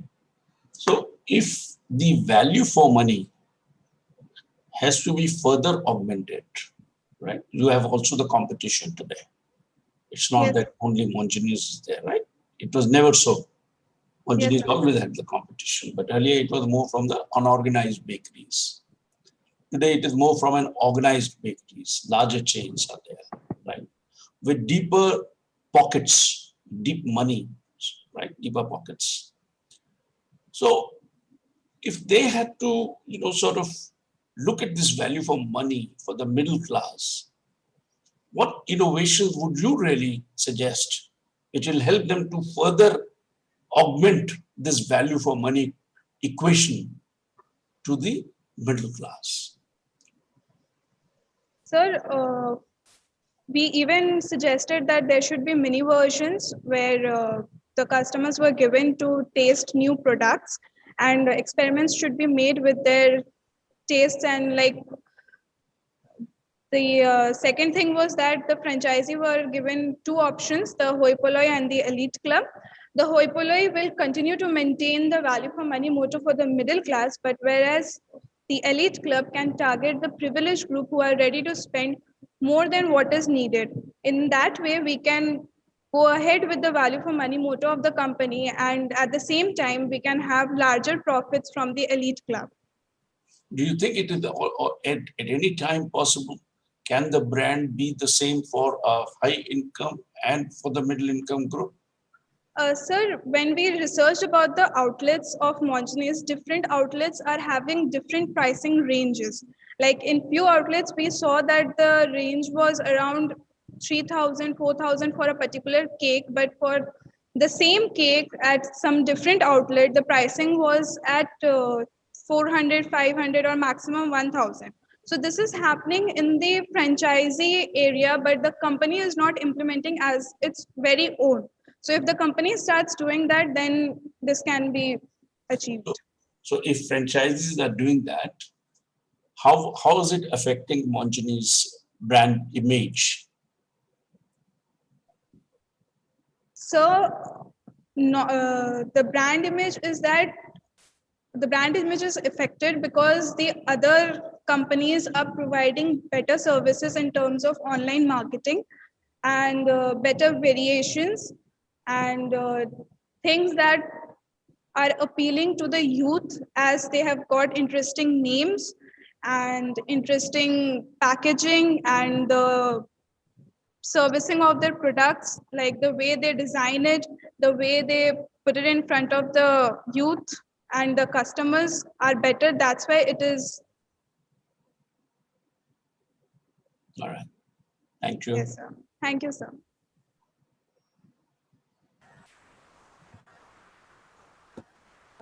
Good afternoon, sir. Yeah. Sir, I would like to say that as they have already mentioned that the core strength of Monjini's are that it has an established reputation and has value for money.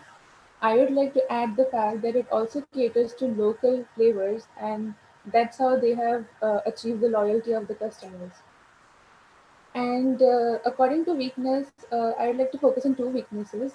That is that the world has digitally transformed, but Monjini's hasn't yet, which leads to less brand visibility. And secondly, Monjini's hasn't been able to tap into the Gen Z market, and their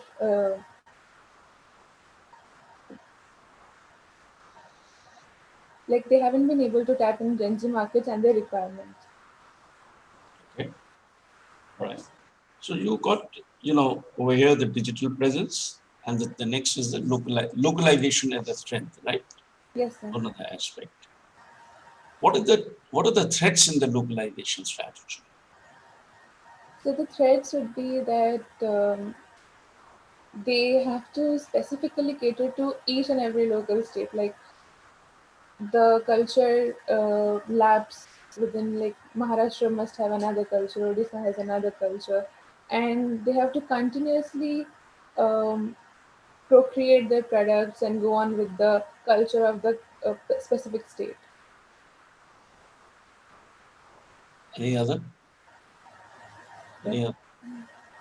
You know, Moncheries is a national brand, Yes, right? Okay, or maybe let's say a brand which is localized as per whatever the write-up is, case write-up is, and whatever you people have talked about in the two states that is within Western India, that is Maharashtra, more specifically, and in the Eastern India, that is more Calcutta and the West Bengal kind of an area, more specifically Calcutta, right? A very regional, very limited kind of a part. As it expands and it goes towards the localization strategy, and it has franchises, right? Typically in a franchising strategy, if you were to look at some of the larger brands, they concentrate more on the three big principles. They ensure that the processes are just the same. That is, production processes are just the same. Packaging processes are the same. Distribution processes are the same. Right? And the way that they price the product, the pricing doesn't really change. The price structures don't really change. But when the localization happens, the brand stands to a bigger kind of a danger. So what is that kind of a danger? I'm interested in that. Think of it as a young person, and if you were there in let us say Moncheries as a product manager or as a marketing head, and what kind of a danger would you perceive in localization? If these were the four dimensions that I said that are critical in a franchising operation or in a food company or in a company that gets into the franchising model itself. So I think like the threat would be that they have to package their foods differently, and the cost of it would be extremely high because they have to come up with different ideas and different prices and all that, and it won't be like it can't be assured that the revenue would be as high in the other states as it is in some places. So I think localization is a strength, but it could also be a weakness if they don't tap into it like in a resourceful manner. Okay. Thank you. Thank you, sir.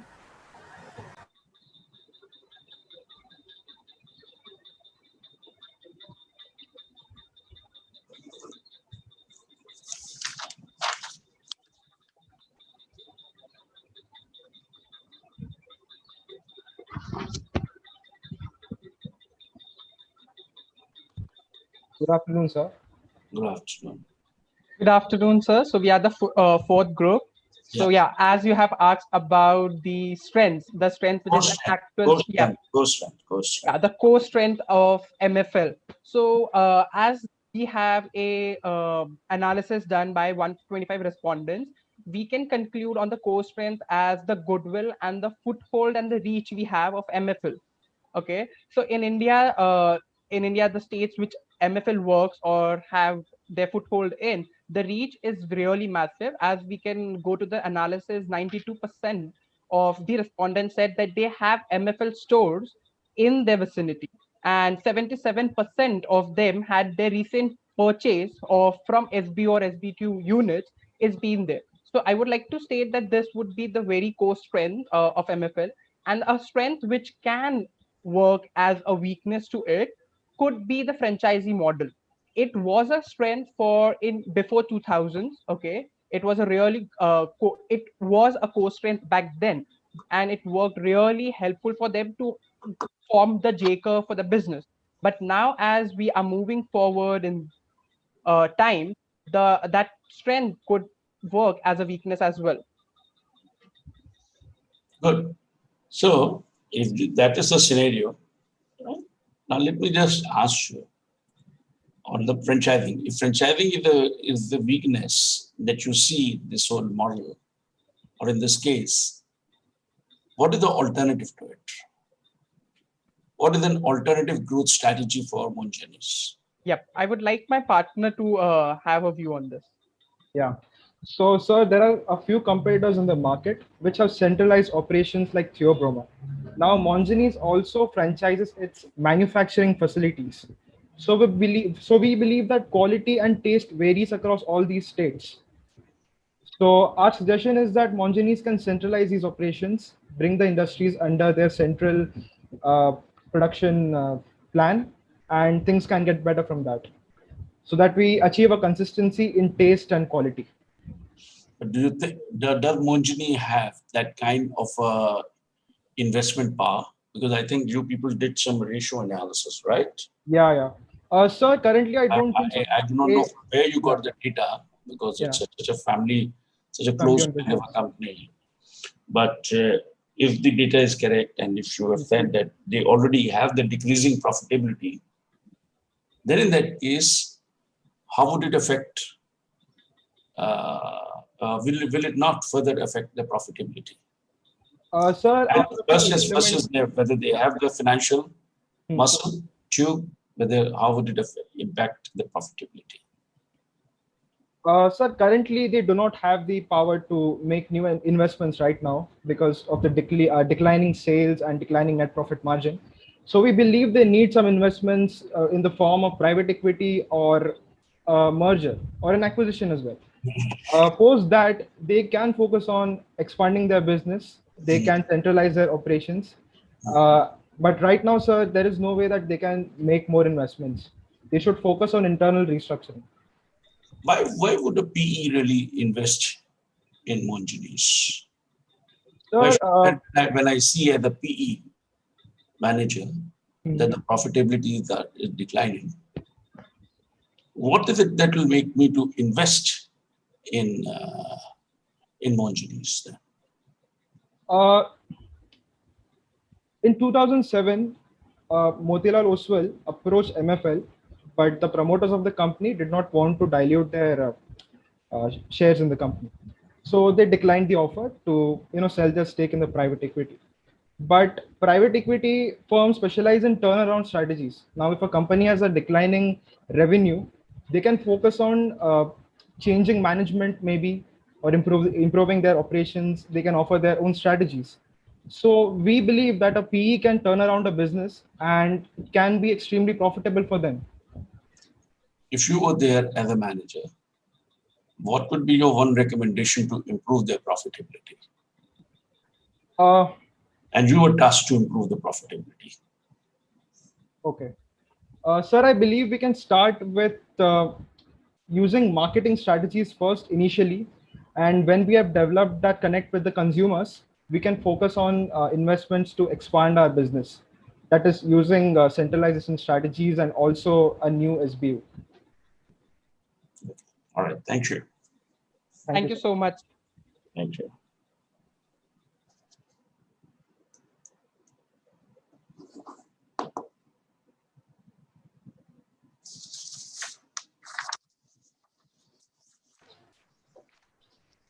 Yes.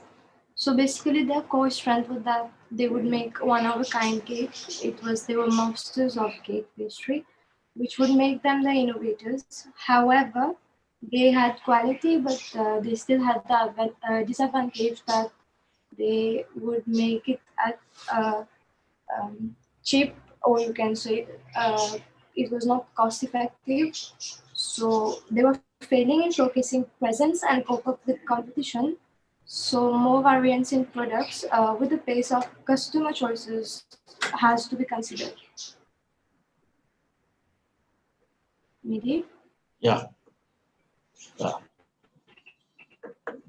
You have talked about, somebody else also is coming in.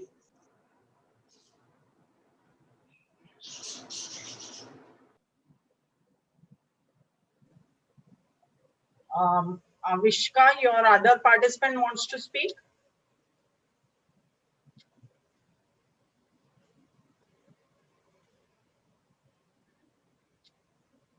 Hello, 5th team. ID number 122, 123.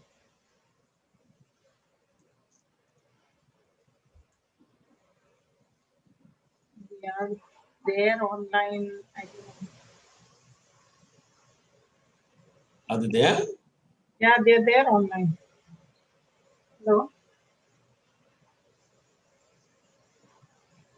Yeah. Yeah, bolo.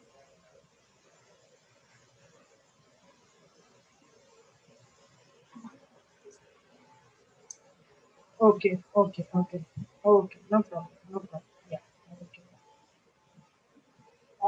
So she called up to say that they are feeling uncomfortable. They are both suffering from COVID. Oh, They are discontinuing. all right. Okay. Okay. All right. I understand. I think with that, I think we will just put an end to these questions and Yeah. I'll send you my comments later. Yeah. So we would like you to give your we want you to address the students also and give your remarks on the presentations so that I'm sure these students would further continue to participate. So you are the person who can give them the right kind of guidance, what changes they need to make and what was actually good in their way of doing the whole exercise. Thank you. Thank you very much, Dr. Kohli. And let me at the outset thank you for inviting me today for being part of the panel. I never realized that everything is going to fall back on me only to be really doing the final assessment and then it on. Sir, with you, Ritu, and one Mihir Kalambi who is watching on YouTube. So Okay. he's also judging. I will send you their scores. Okay. We will not declare the winners today. All So right. you can go, and Sachin has also scored, put the score. So I'll send you all that and then you can take your decision. We will only declare the results on 2nd. Right. It makes the task much more difficult. Yes. And for the responsibility becomes huge when it is left to just one person to really send Yeah, and when Suresh sir was talking about fairness, it is more important that we have a bigger. I wonder if the fairness can ever be assured when it's only one person who's doing it. Yeah, that is why we have these other dignitaries also helping out. No, I understand. I understand. Yes. But I must say that, as I said right in the beginning, that I enjoyed every presentation that was made. Yeah. It was in the outset, it was very, very professional. And all students have done some very good work. Certainly they have researched the case, they have researched the company. I wouldn't say case, but more so in terms of the company. And they have researched the industry. I particularly liked one of the group that had done the industry analysis in terms of the bakery industry and also the food industry. And as a consequence of which, they were perhaps closer to the case than perhaps some of the other groups that did something else also. But nonetheless, the value of research can never be really undermined. So I think it was really something which was very good and remarkable. I have always felt that, and this is something that is important for all of you as students who are listening to me at this point of time, that the only way the learning can really be effective is when it becomes experiential. It can never be, the learning can never really take place purely when somebody is lecturing. Lecture mode is one of the oldest mode. I wonder even in the older times, and Mr. Prabhu was talking about the older time that we keep referring to the older times. But I think it's a lesson that we need to be learning.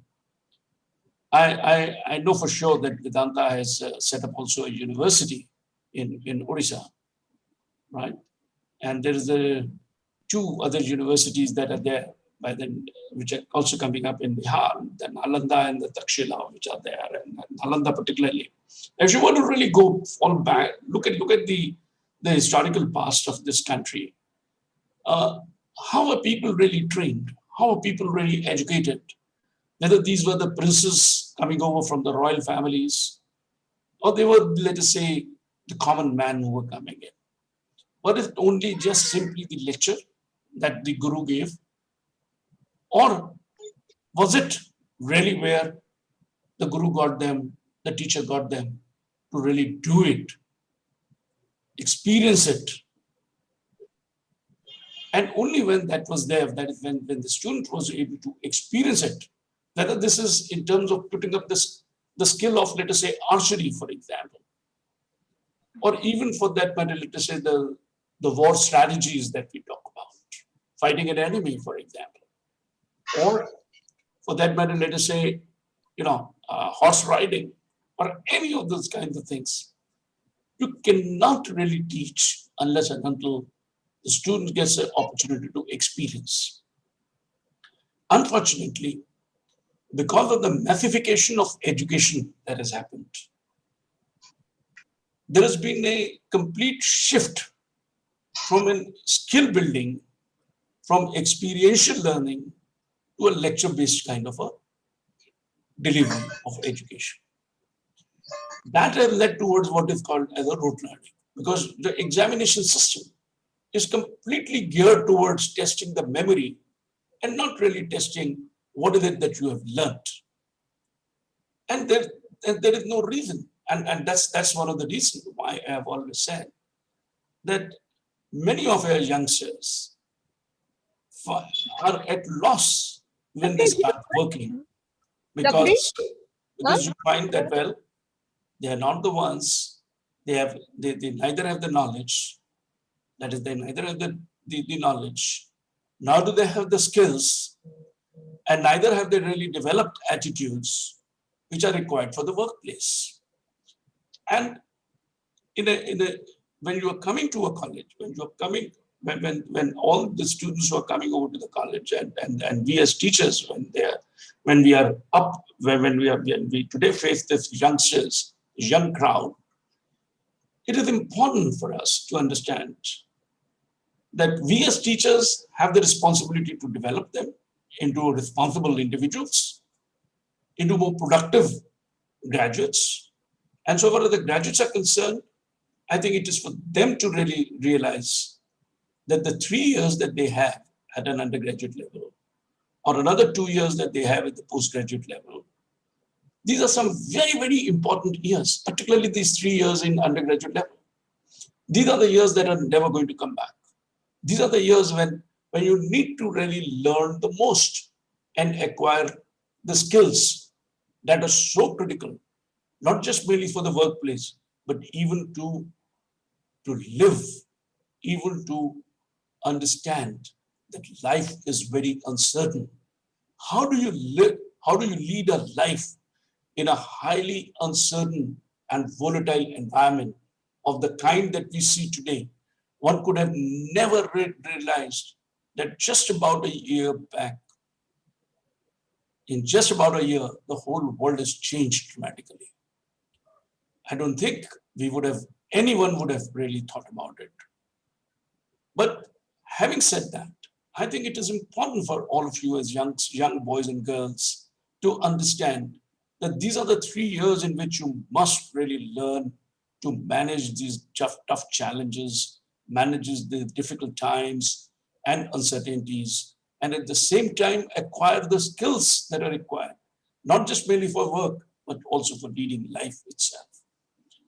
So it is from that kind of a point of view, experiential pedagogy, be it in the form of case method, simulation, games, or field projects, they really help you, or for that matter, let us say adventure games. These are the ones that really help you to develop some very, very critical skills that are required, be it in the area, and some of these critical skills are, for example, the people skill. How do you relate to the people? How do you work with people? How do you communicate with people? Very important part. In life, actually speaking, if people fail, it is not that they are not brilliant people. It is just that they have never really acquired these skills, or perhaps nobody really told them. Many of you are the only child of your family. Or possibly you may have another brother of yours or your sister of yours. It's a very small families that we talk about, nuclear families. So consequently, what has happened? The skills, the relational skills haven't got developed. And my trouble with the youngsters always had been that you're good in the virtual relation, creating virtual relationships. But when it comes to actual relationship, you fail. Why does that happen? And that's where the stress levels go up. When I'm not able to develop the friendship, when I find that somebody with whom I'm talking to has another viewpoint, I thought he or she was my very good friend, and therefore he or she would never oppose. But the fact is that in a team or in a group, there will always be an alternate viewpoint. And therefore the case method makes you to understand and respect that there is another way of looking at the problem. It is not, if there are 5 managers in a company, it is not that all 5 managers are going to come up with the same solution, because they would have another way of looking at the problem. Maybe the problem also, the way they are looking at the problem, maybe their even perspective of the problem may change. Now, if the perspective on the problem changes, then obviously the solutions would change. Now, whether those solutions are sustainable or not, it's a matter of time that one gets to know about it. But the fact is that there is a value of an alternate thinking. If the alternate thinking is not there, if we curb the alternate thinking, if we don't learn the value of the dissent in the team, creativity can never come. And one of the most powerful kind of a benefit of a case method is creative thinking, creativity, and lateral thinking. So you build the idea. Somebody had an idea, further 10 more ideas get developed as a consequence of that. So it is not that this is entirely different from, let us say, thinking in box. So you keep thinking in terms of one kind of a way and doing that way, how to perfect it. Here we are talking about it, how do you grow as a consequence of which? So from one little seed of an idea, how do you multiply those many, many ideas? Because it's a time of ideas. The moment you are able to develop those ideas, the group can then start discussing it. And this is where then comes, if you're talking about the next big kind of a skill set that is going to be valuable, is the problem solving. And it isn't just merely problem solving, but it is a complex problem solving. A growth strategy, for example, in the case of Monjini's, is not just simply a brand related kind of a problem. It is not just simply a marketing problem. If you were to really look at it. And in any case, in any company, growth is not a function of only marketing. Growth is a function of so many factors that build on it, including the legacy of an organization or of the promoters, as we heard about it from Priya Agarwal and also from Dr. Kohli about the legacy of the Agarwal family itself. Incidentally, I have known Mr. Anil Agarwal and Naveen Agarwal very closely, and we've had the opportunity of hosting Mr. Anil Agarwal at the campus itself, and Naveen also. and known their family a little closer that way to a limited extent. So what I'm really trying to say that, the complex problem solving requires you to look at the situation in a holistic manner. It is not merely from one kind of a point of view.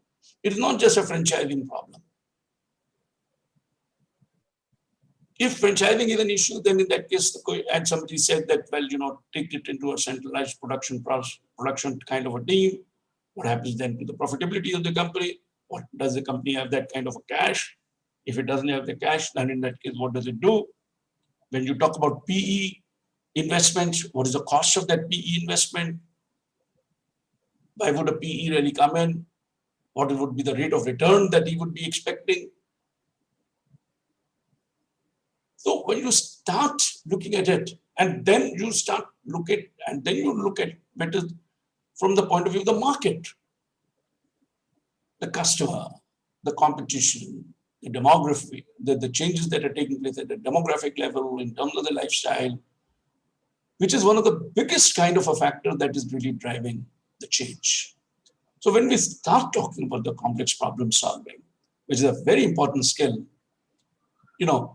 once again, you cannot do that unless and until you really work towards understanding the problem. And for that, what is required is an experiential kind of a way of learning.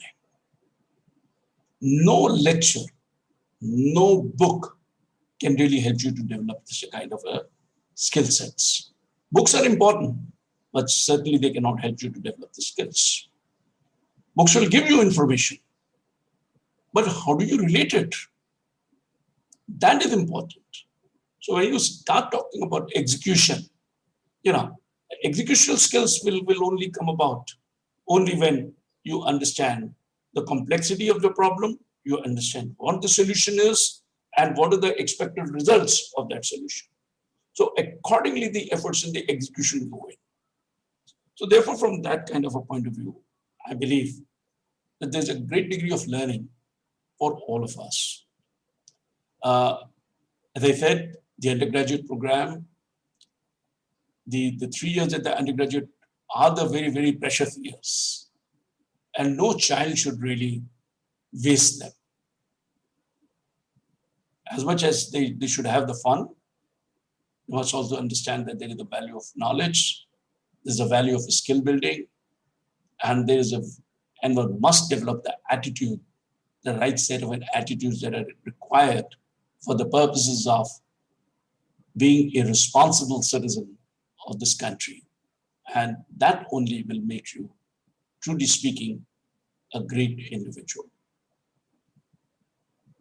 I for one, when I was looking at this kind of a presentation, I felt that apart from the fact that the research and that was done so well, I think what was truly required was to go a little bit more in depth. For example, there's a whole lot of when you were looking at the franchising model, the question should have been asked within the group that how does the franchising model really work? It isn't just simply a question of having franchises. How is the franchisee selected? How is the franchise appointed? It's a whole lot of a value chain which is working there. So what is the franchising model? How does it work? What are its limitations? And how can Mongenes overcome some of these limitations, which are there? Coke, for example, have had that franchising model. One of the earliest company that really got into a franchising model was Coke. And they perfected the franchising model in the soft drink industry and in the food industry. While initially McDonald's and Domino's didn't really go in for franchising model, but they started learning from Coke's success at a global level. And therefore, from that kind of a point of view, they also got into it. But soon they realized, but Coke realized, at a later stage. That somewhere or the other they were losing out in the market. The brand was getting diluted. Why?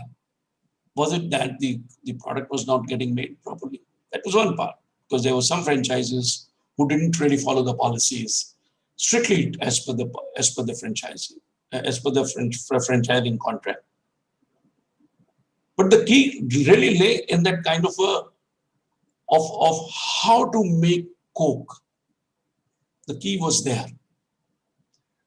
and that was patented, and Coke was not willing to let it go. So, but after that, there was a whole lot of things that were happening. For example, the water treatment. Different towns, different countries would have different qualities of water. It wasn't just the same. So as a consequence of which, you find that there were some differences that were coming in. So the quality variation would come up. So they then got on towards looking at the quality even for the water. Simple thing, like water. It wasn't just merely the bottling plant, but even at the production level. And then in the transportation, issue would have looked at, even in India, before Coca-Cola really took it over on their own, in their own way. Earlier, the vehicles that came didn't really communicate that kind of that this is a company that cares for its value. Those were the trucks where the bottles would come all in open, right? The paint or the ads would be peeling off. The truck would be wearing out, but the vehicles would be, the franchisee was just ensuring that the product is there in the market. So what did Coke do? And Coke put down a very important requirement, which was in terms of the vehicle design itself. And in the context of the US, they also talked about it from the point of view of if it is going to be, let's say, a refrigerated container, then in that case, what would be its length? What would be the temperature at which it would be refrigerated? The product would be refrigerated, etc., etc.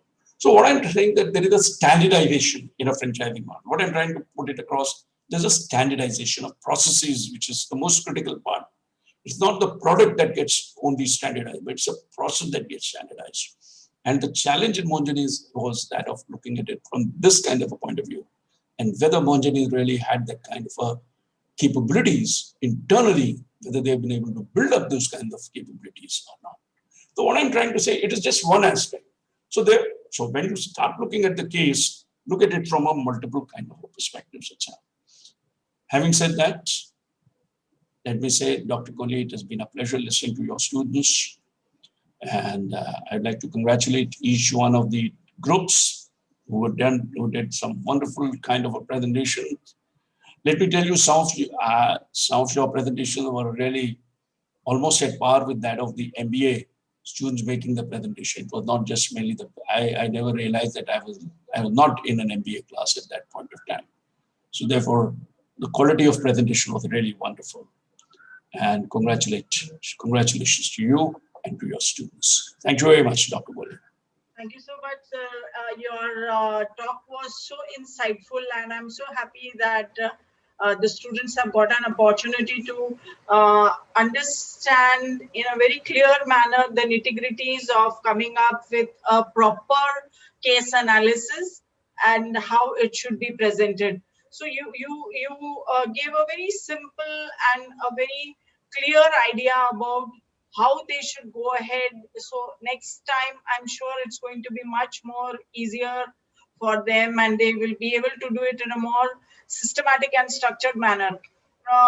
You rightly said that they have done good presentations, but at the same time, my observation was also that they need to be a little more, go more deeper into the topic and into the different dimensions of the case. And at the same time, they need to be more structured and organized in the way they are putting together the things. They had a lot of information, but it was not put together in a very structured manner.